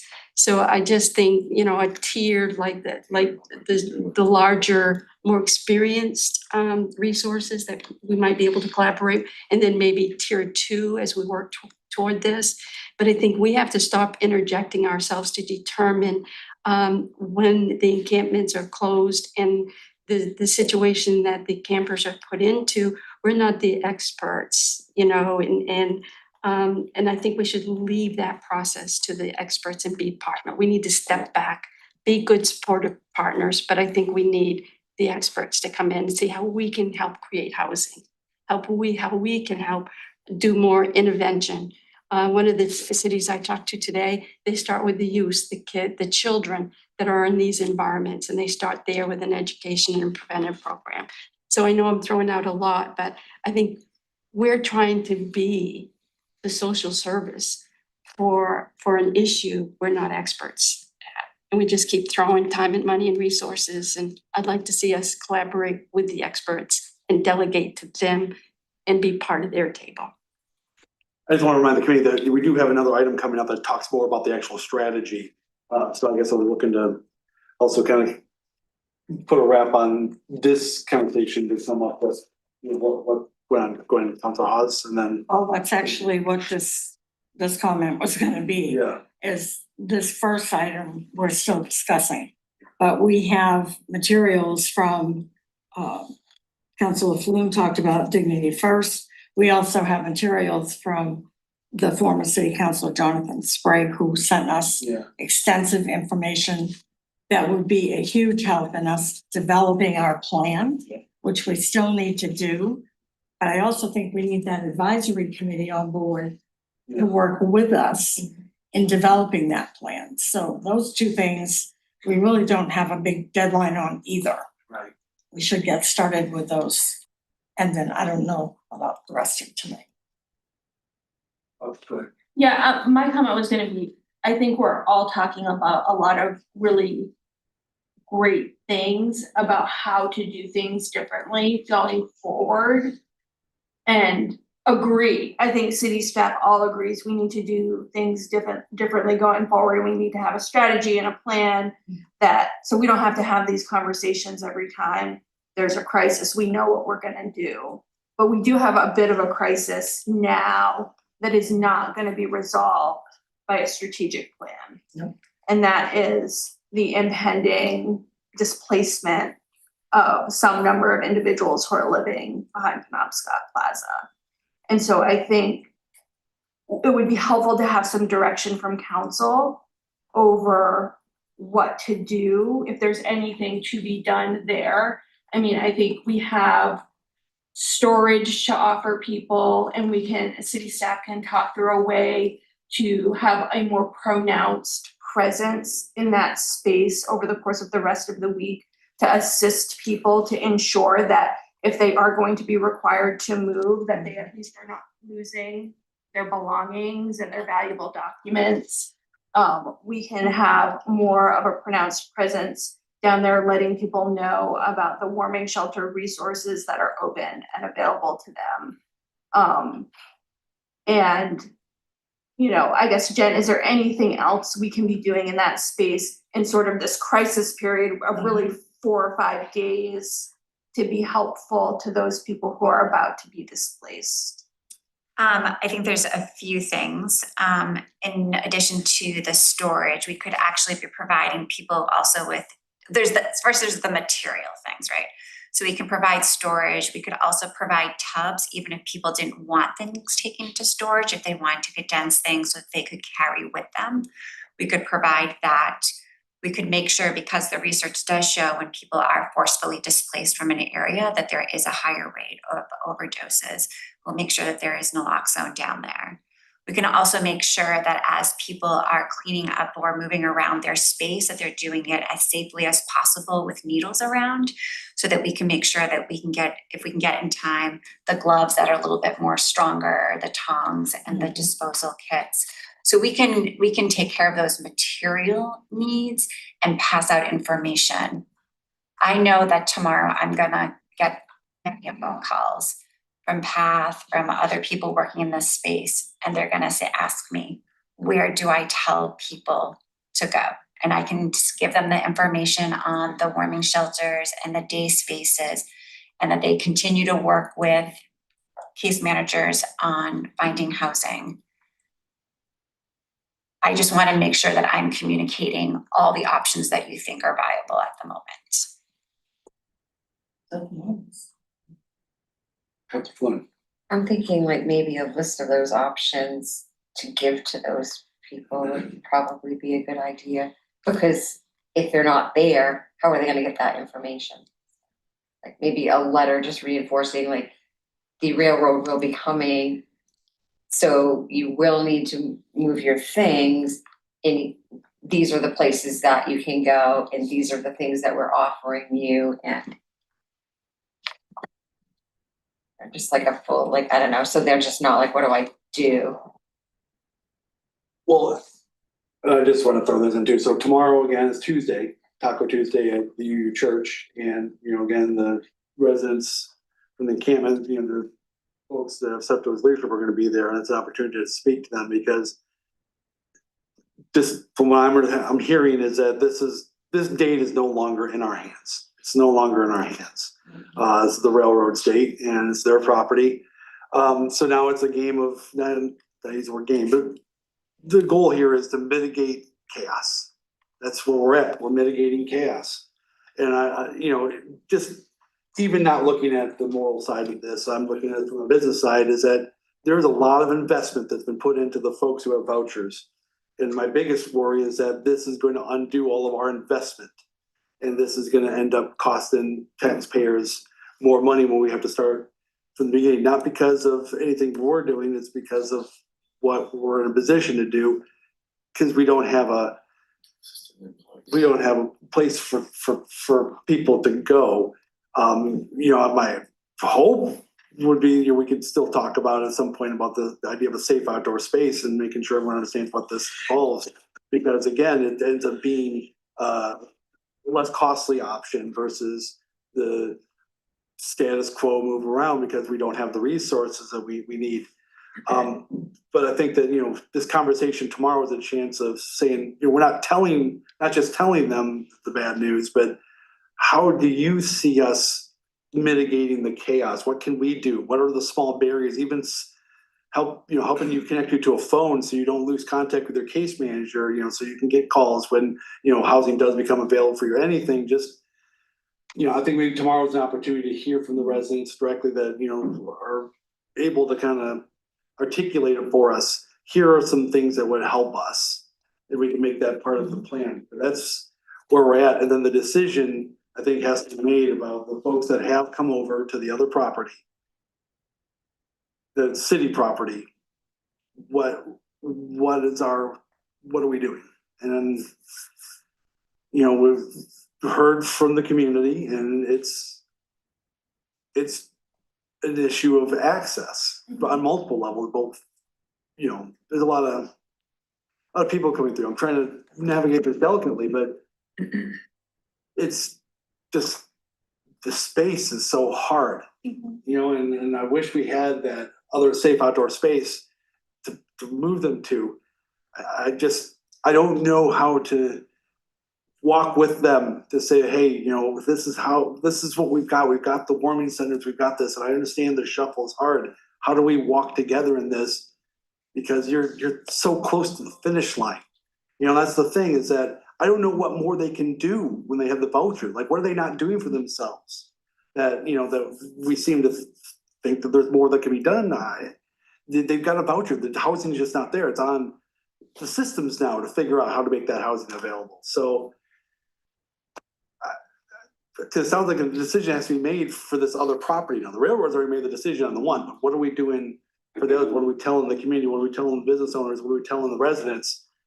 Yay or nay on staying here? This is what is entailed here, and I don't know if we can say you can stay. Because I think the issue is going to be the railroad's already shown they have zero tolerance now, and what happens when they've cleaned up and then left? Does it migrate back at all? There's a lot of things to think about. That's a conversation I'm looking forward to tomorrow. But what do we make for a decision tonight, or do we make a decision tonight? I mean, I think the crux of the issue as it relates to the city-owned property is trespass, right? I mean, that is much like the railroad. There is regular and ongoing trespass happening on privately owned property. And I think we heard from a business owner today that trespass is having an impact on them. And so I think it's really challenging to suggest that it is okay for folks to stay in that space, because there is an immediate risk of an additional upheaval. So it just does not seem like a viable or good solution for those individuals. It might be good for 24 hours or a couple of days, but inevitably it is going to require another move that is going to be disruptive. And costly. I would also add to that is it's not just trespassing of people who are staying in that space, but it's also the workers there. And I would hate to put the people working in that space in a situation where they're also cited for trespassing. That wouldn't be a good place for our community partners to be. Councilwoman. This is an issue of what we have for resources and logistics on top of also not having an action-oriented plan in the short term. I don't see how we can go forward without actually designating a worst case scenario for these residents where to go. The decision we have to make tonight is we can't basically give residents all these different options of warming centers to go to and different areas to go to. And then if none of those areas are an option, if no housing or shelter is an option, if no communities are available, and then they ask, where do we go from there? It's unacceptable for us to have no answer on this. So the decision that we have to make tonight before we can do anything else, we don't have the resources or the capacity to house these individuals right now. And our community partners need our assistance in becoming more organized to get that force multiplier into place so that their resources can tap into each other on top of city resources. We have to pick a place for these residents to go to just to tell them to go out into the wilderness, the streets. We are putting at risk all citizens in terms of other trespasses that are going to happen, because that's what happened last time with Camp Hope closure. There were residents that went from there into parts of downtown seeking shelter by themselves. Some of them having to go to the ER afterwards because of those issues related to being displaced. So the decision that I don't really want us to move from this table tonight until we can actually decide what are those locations that we can tell, or the location for people to go to. Because I don't want more HIV to be spread in the city. I don't want more preventable diseases to be spread in this city. I don't want more unnecessary ER visits in this city. We need to give these residents the ability to actually live and maintain their communities and maintain their ability to seek resources and seek assistance without having to start over all over again. And I hate to say this, and Councilor Beck is right to look at this. If we just put morals aside, homelessness is extremely expensive. It is in our best interest as a city to invest in the solution to this problem, or the solutions to this problem. Now, I don't think there's a silver bullet for this, but what we're doing right now is not working. We can't just displace people from where they are right now, only to next year displace them again. I mean, because otherwise we're just reliving insanity over and over again. So I guess the question that we have to ask ourselves now is, where is that worst case scenario site? Where are we telling people to go? Well, I would just say we have to be careful with that too, because in the conversations I'm having with residents, it's this forced where to go to is also not acceptable. I mean, that's where I guess I wish we had one more meeting after speaking to them, because I mean, it's gonna have to be a conversation where we are 100% honest and show all our cards. And this is where we're at. How can we work together on this? Because we want to preserve the work that we've done, the relationships we've built, and we know this is not the best scenario, but this is what we have. How can we help mitigate this chaos? You know, we don't want it to be chaos, and I would like to make sure we're just communicating clearly with the residents, because they will have solutions that we haven't thought of that may lessen the impact of this. We just need to have that conversation. So Councilor Carson, you haven't spoken yet. Yeah, I have a few thoughts rolling around, and they're in their infancy, so they may not sound the best. But if we're going to designate a worst case scenario, that sort of seems to lead down the path of like a sanctioned encampment, which we had already started to talk about. But that flips a switch, that we have to start answering other logistical questions very quickly, or the worst case scenario that we suggest will become the worst case scenario. And it will quickly spiral out of control, right? If there's not guardrails, if there's not rules, if there's not patient and a dumpster and electricity and all the other things. So I'm very worried about flipping a switch I don't think we have the answers to questions to. I am all for building relationships and I am all for people needing people's buy-in to be a part of a plan. But I do want to posit that in other types of emergencies, I don't know that the discussions quite sound like this. If we were to have a Category 5 hurricane, which I know is rare up here, but down south where it is not, they draw a line on a map. And the plan, right, there is a plan put in place and it's two pieces are considered: to preserve life first and property second. And a line is drawn and resources are accounted for and logistics are mapped out. And then people are given instruction, and that's the buy-in part. We need you to evacuate. And you can evacuate yourself above this line. You can go to your auntie's house or you can do this. And if you're Daniel and you can't afford to evacuate yourself, there is a plan for you. There's going to be buses here and here and here and here. And this is where the buses are going to go.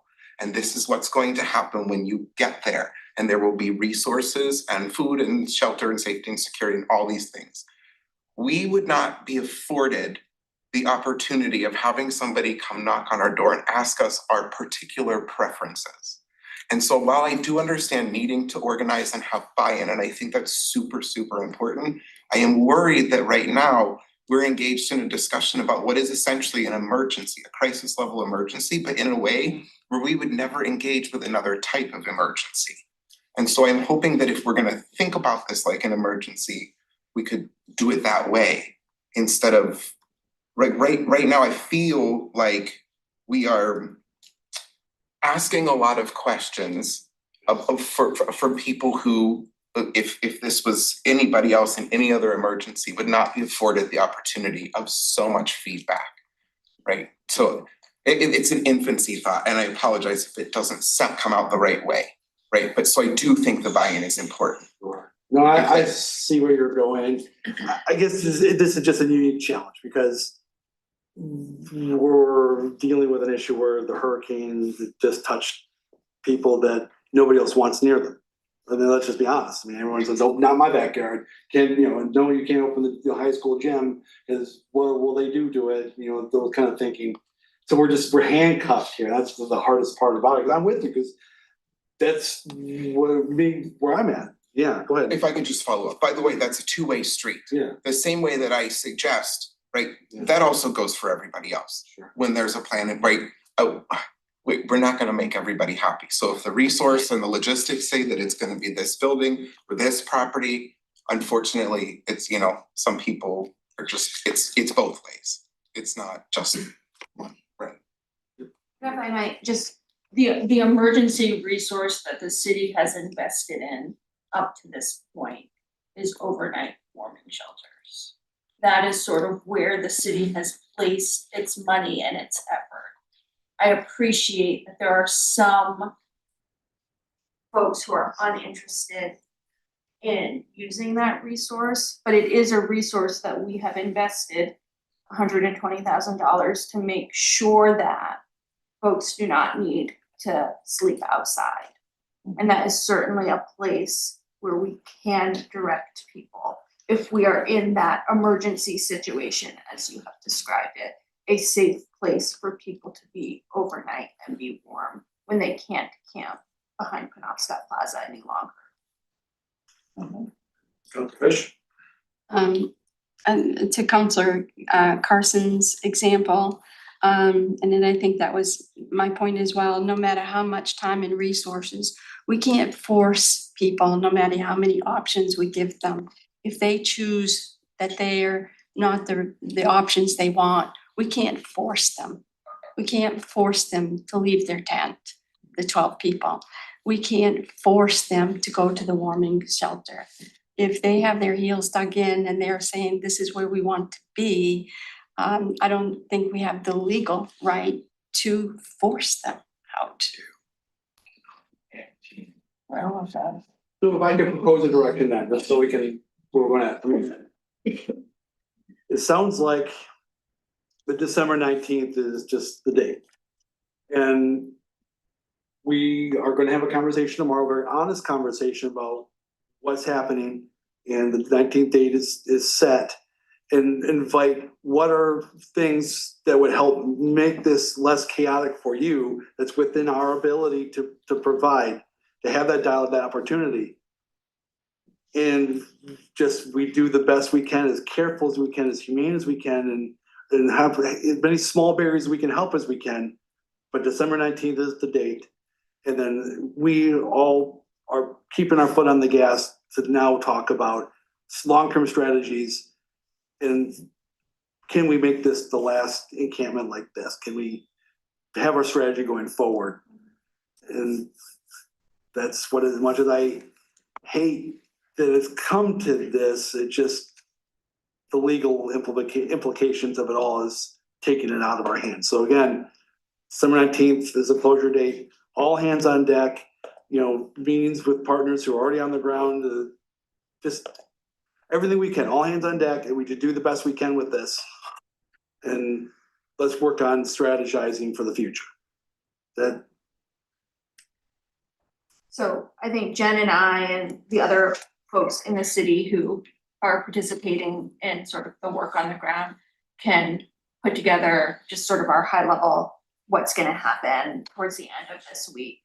I will attend with you tomorrow at that meeting, and we can take back to the team if there are additional things that folks feel like would be helpful for them to be as unchaotic as possible.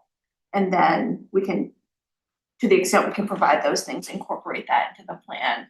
I think the fortunate thing is that it is going to be warmer later in the week.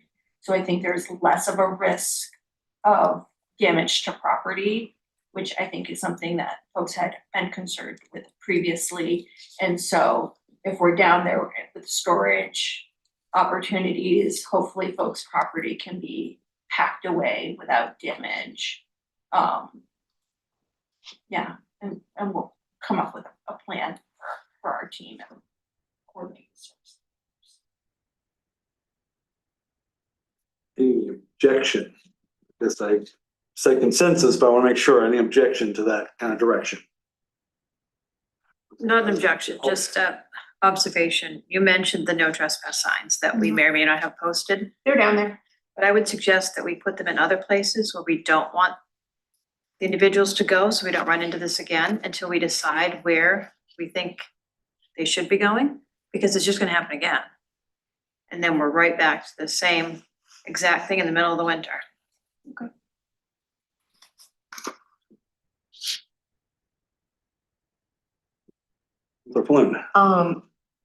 So like when we're providing all the options for these folks, I assume, and I think this option has probably always been on the table, but like if they would like transportation to some other place, we would be willing to provide that, right?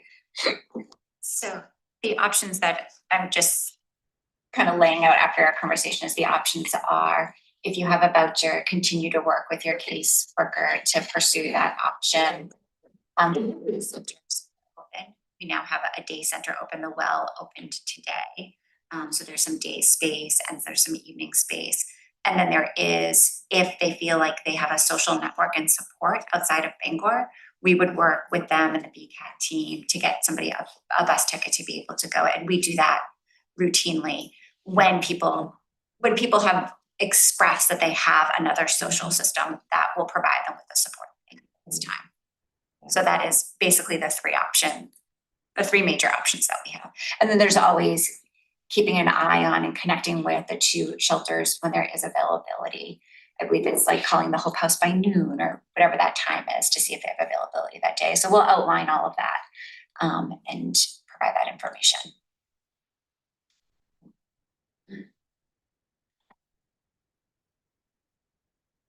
All right, I guess we'll move on to the last item of the night.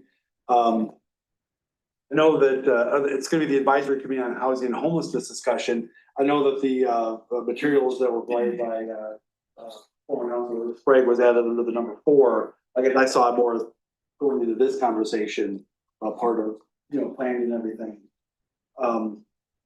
Where do we want to start on this conversation? Do we want to start with what some sort of spray is provided to us, or? I think it's gonna be a conversation that's gonna take a while. Because we really need to look at what he presented to us. We have the other memo as well. Decide what direction we as council wanna take to set this plan up. So that next time we just pick it up and go, here we go. Right. We know where we're going, we know what we need to do. It also, I think what I'm asking you is, and I'm sorry, because I know you've sat there, Jonathan, all night. But if we were to have another meeting that had just the workshop with that, invited some of the, Mrs. Parody and some of her people to come in, other people that we thought might want to be in that discussion, and just have that item on there, then it would probably serve us better than if we try to sit here tonight and hammer out something that, you know, isn't really what we may want in the end. However, the advisory committee, that needs to be done. And we need to get names and whatever, and then present the list of names of whoever we think might be good and get them started on their journey. So it's I think it's two different things if the chair wants to go that way. Sure, no, I'm with you, it's like the conversation, I just looked at the clock too, we're looking at 8:45. I know. And I'm wondering also too, with sort of, some fatigue as well, do we want to have another meeting that focus on both of these so we can all start fresh with it? 'Cause I don't know if we'll come to an agreement tonight on exactly what a committee should even look like tonight. Cause we do have kind of two options here that we can kind of take, some of A, some of B. One's a, short-term task force, and the other one's more of a standing committee, and finding the right path for it. Does this committee feel confident that we can work through this and come up with a decision tonight? Or do we wanna, maybe even have another special meeting next week to look at it fresh? Councilor Flynn? I think we almost need to, I'm not sure we should necessarily pick the people, but maybe have some kind of an application process. Like, I know we have a lot of experts, but sometimes when you get too many people in the room, you can't get to a decision. So maybe we have some kind of an application process for getting people on this advisory committee.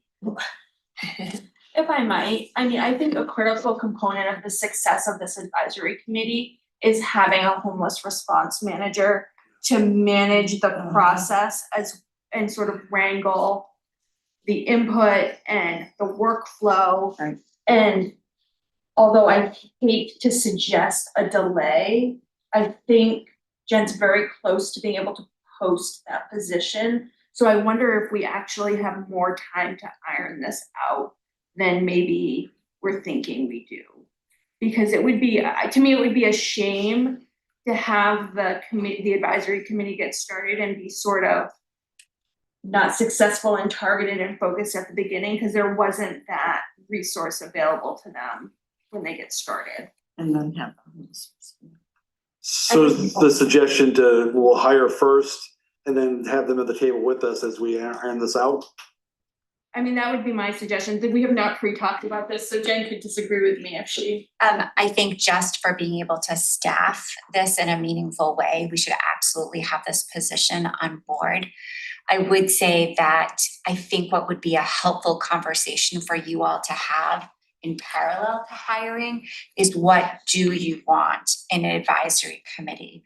And the research that I have done, that short-term advisory committee is the committee that develops a strategic plan. That's many of the models that are out there, and it includes experts from inside and outside of the community. And then once that plan is in place, another, maybe a larger committee or a different form of the committee exists to make sure that there's accountability and oversight. And because one of the things that as public health, I've got to bring this to the table, is that there are so many wonderful ideas out there, but we want to make sure that we move down a path of evidence. And so I think what is really helpful is bringing these ideas together, understand which ones have evidence behind them to work or be able to work for us, and which ones are innovation that we just want to try because we think it could work. And we really need a person to help guide us through that conversation. But what could be helpful for me is for you to tell me what you would like at the offset, a larger advisory committee that will just be guiding the work overall, or a short, like a task force just to get a plan developed. So, or something in between. So more direction on the exact purpose of the committee would be most helpful for me. In my opinion, I think that we need more time to be able to talk this out, and just because of the time, you know, maybe we can plan on maybe having a meeting next week to start that conversation, or do we need to have it that quick? I'm open to, you know, if it's contingent upon the hiring. Oh, I'm sorry, just not to interject. Sorry, I didn't mean to say that it was contingent upon the hiring. I think both things could be happening at the same time as I'm hiring, because we're gonna look for someone who has good facilitation skills Sure. and collaboration. Sure. But that while the hiring is happening, you can think about what your committee looks like. Sure. Number one. I was actually just gonna, you basically said what I was going to, and I think so is, we can still put together a committee, look for people, and then even if we do really great work getting, regardless of what the committee is, a short-term or a long-term strategy for this committee, we can basically, if it's formulated before we get the employee hired, they can just be on standby until the employee is ready to go to work with the committee as well. If that's a scenario that we find ourselves in, but I think we can just right now, I think get staff going forward to say, I think we're all in agreement, we need a committee regardless if it's short term or long term. So I think just I don't know what steps we want to do next, but I'm totally open for counselors if we want to put forward certain names just to expedite the process. I'm happy to do that. If we want more citizen engagement with this, I'm happy with that as well. But I think we can just go forward with the idea of we just need a committee. We can just start the municipal process of that. Michael. Okay. I have some dates in January for meetings that were to deal with the homeless and the development of a plan and sort of that. I think the next week is really tough to pull people together. They're already pulled in 65 different directions. We're not Gumby dolls. So the first one would be January 6th. That would be like a 5:15 start. Okay. We would have an hour and a half for that night, and then the planning board comes in. So we'd have to, end it, but the 6th and the 13th, both at 5:15, would give us, and the 13th would be wide open. We'd have as much time as we wanted. Sure. But I think Days of the week? Tuesdays. Would either of those work for you, Jonathan? I'll have to check. Okay. I think probably so. Okay. So that would give us 2 meetings just around that whole process of developing the plan. It wouldn't interfere with what Council Leonard just said, as far as if we want to submit names to Carolyn for people that we think might be good for a committee, then you can add and subtract as necessary. Names or just more broadly, like types of roles? Oh, that's true. Doesn't have to be a name. They can find the person if we can give the role. And I think what's helpful is to start the conversation with the purpose of the committee, because that will then inform the different roles that you might want to fill. And if there's specific people or roles that you want filled and we can offer names, we can do that as well. But I think that purpose will really help to drive the rest. So if everyone can read over those documents that we got from Jonathan and Dignity First, I think was the other one. And then just start getting some thoughts in your mind of what you might want that next 2 meetings to look at. And in the meantime, we may have a couple of days that we don't have meetings. You've got, what are you laughing at? A good holiday coming up. Well, two things. Sorry, I can't do the 13th. Anyway, not that you can't do it without me, but I just want to, I already, But you'll be there for the 6th, right? yes, I can be there. The And you'll 6th. have an assignment to do for the 13th that you get to us somehow. You can assign me anything you want if I'm not here. So, You bring it back. yeah, but the other thing I was gonna say is it might be a tough sell if we can't tell people what they're committing to.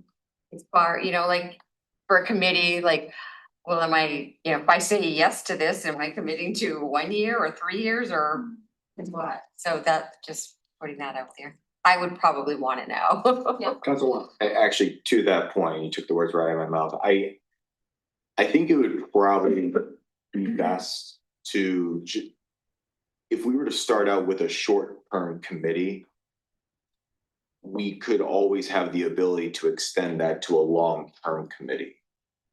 Does that make sense? Like, would that make sense to actually just say, hey, this is gonna be a short-term committee, that's what we're planning on, and then if we don't need it any longer than that, then okay, we can just expand the committee afterwards, but my assumption is we will probably going to likely need that committee longer than in the short term, but at the very least, we will know that we will have committee members ready to go and they won't be on the hook for a year as well.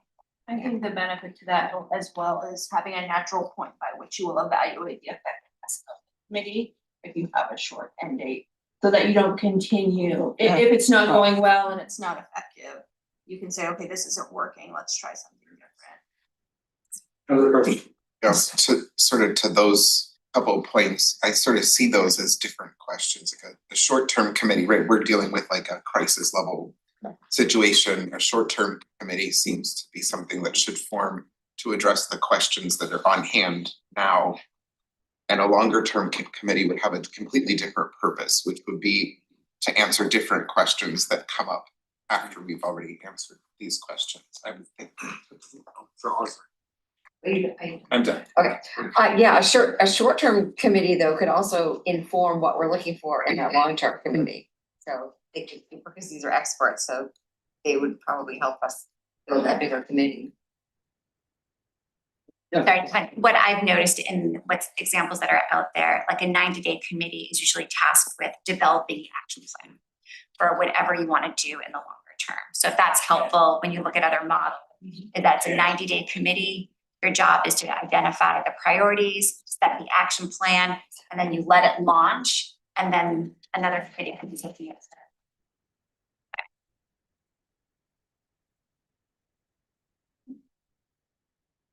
Fish. I think, as Jen said, I think we need to try to get on the same page for what we feel the purpose and the objectives are and our expectations. And then from there, we can probably figure out who those experts, people are that we want to invite to the table once we see those fundamentals. Mr. Chairman, I make a quick comment. Can you come to the podium, Jonathan? I'm sorry, can you come to the podium? Sure. Jonathan Sprague. There's a mic on too. Nope, it doesn't need to be on your. Sorry. Never mind. I just want everyone to hear you. There is some precedent for a work group of this type. There was a work group that was constituted to put together a housing study. And that worked fairly well. So I would suggest going back and taking a look at how that was structured and how it was charged and what it was charged to do. That's also one of the recommendations in the paper that I gave you, was to put together a community-wide work group and charge it with developing a plan. But I would recommend going back and looking at what had been done on the housing study, because that worked pretty well, but none of you were involved, except Sue, I think. But I think it's a good template for getting the conversation going. And so I just suggest starting there. I appreciate that. Thank you.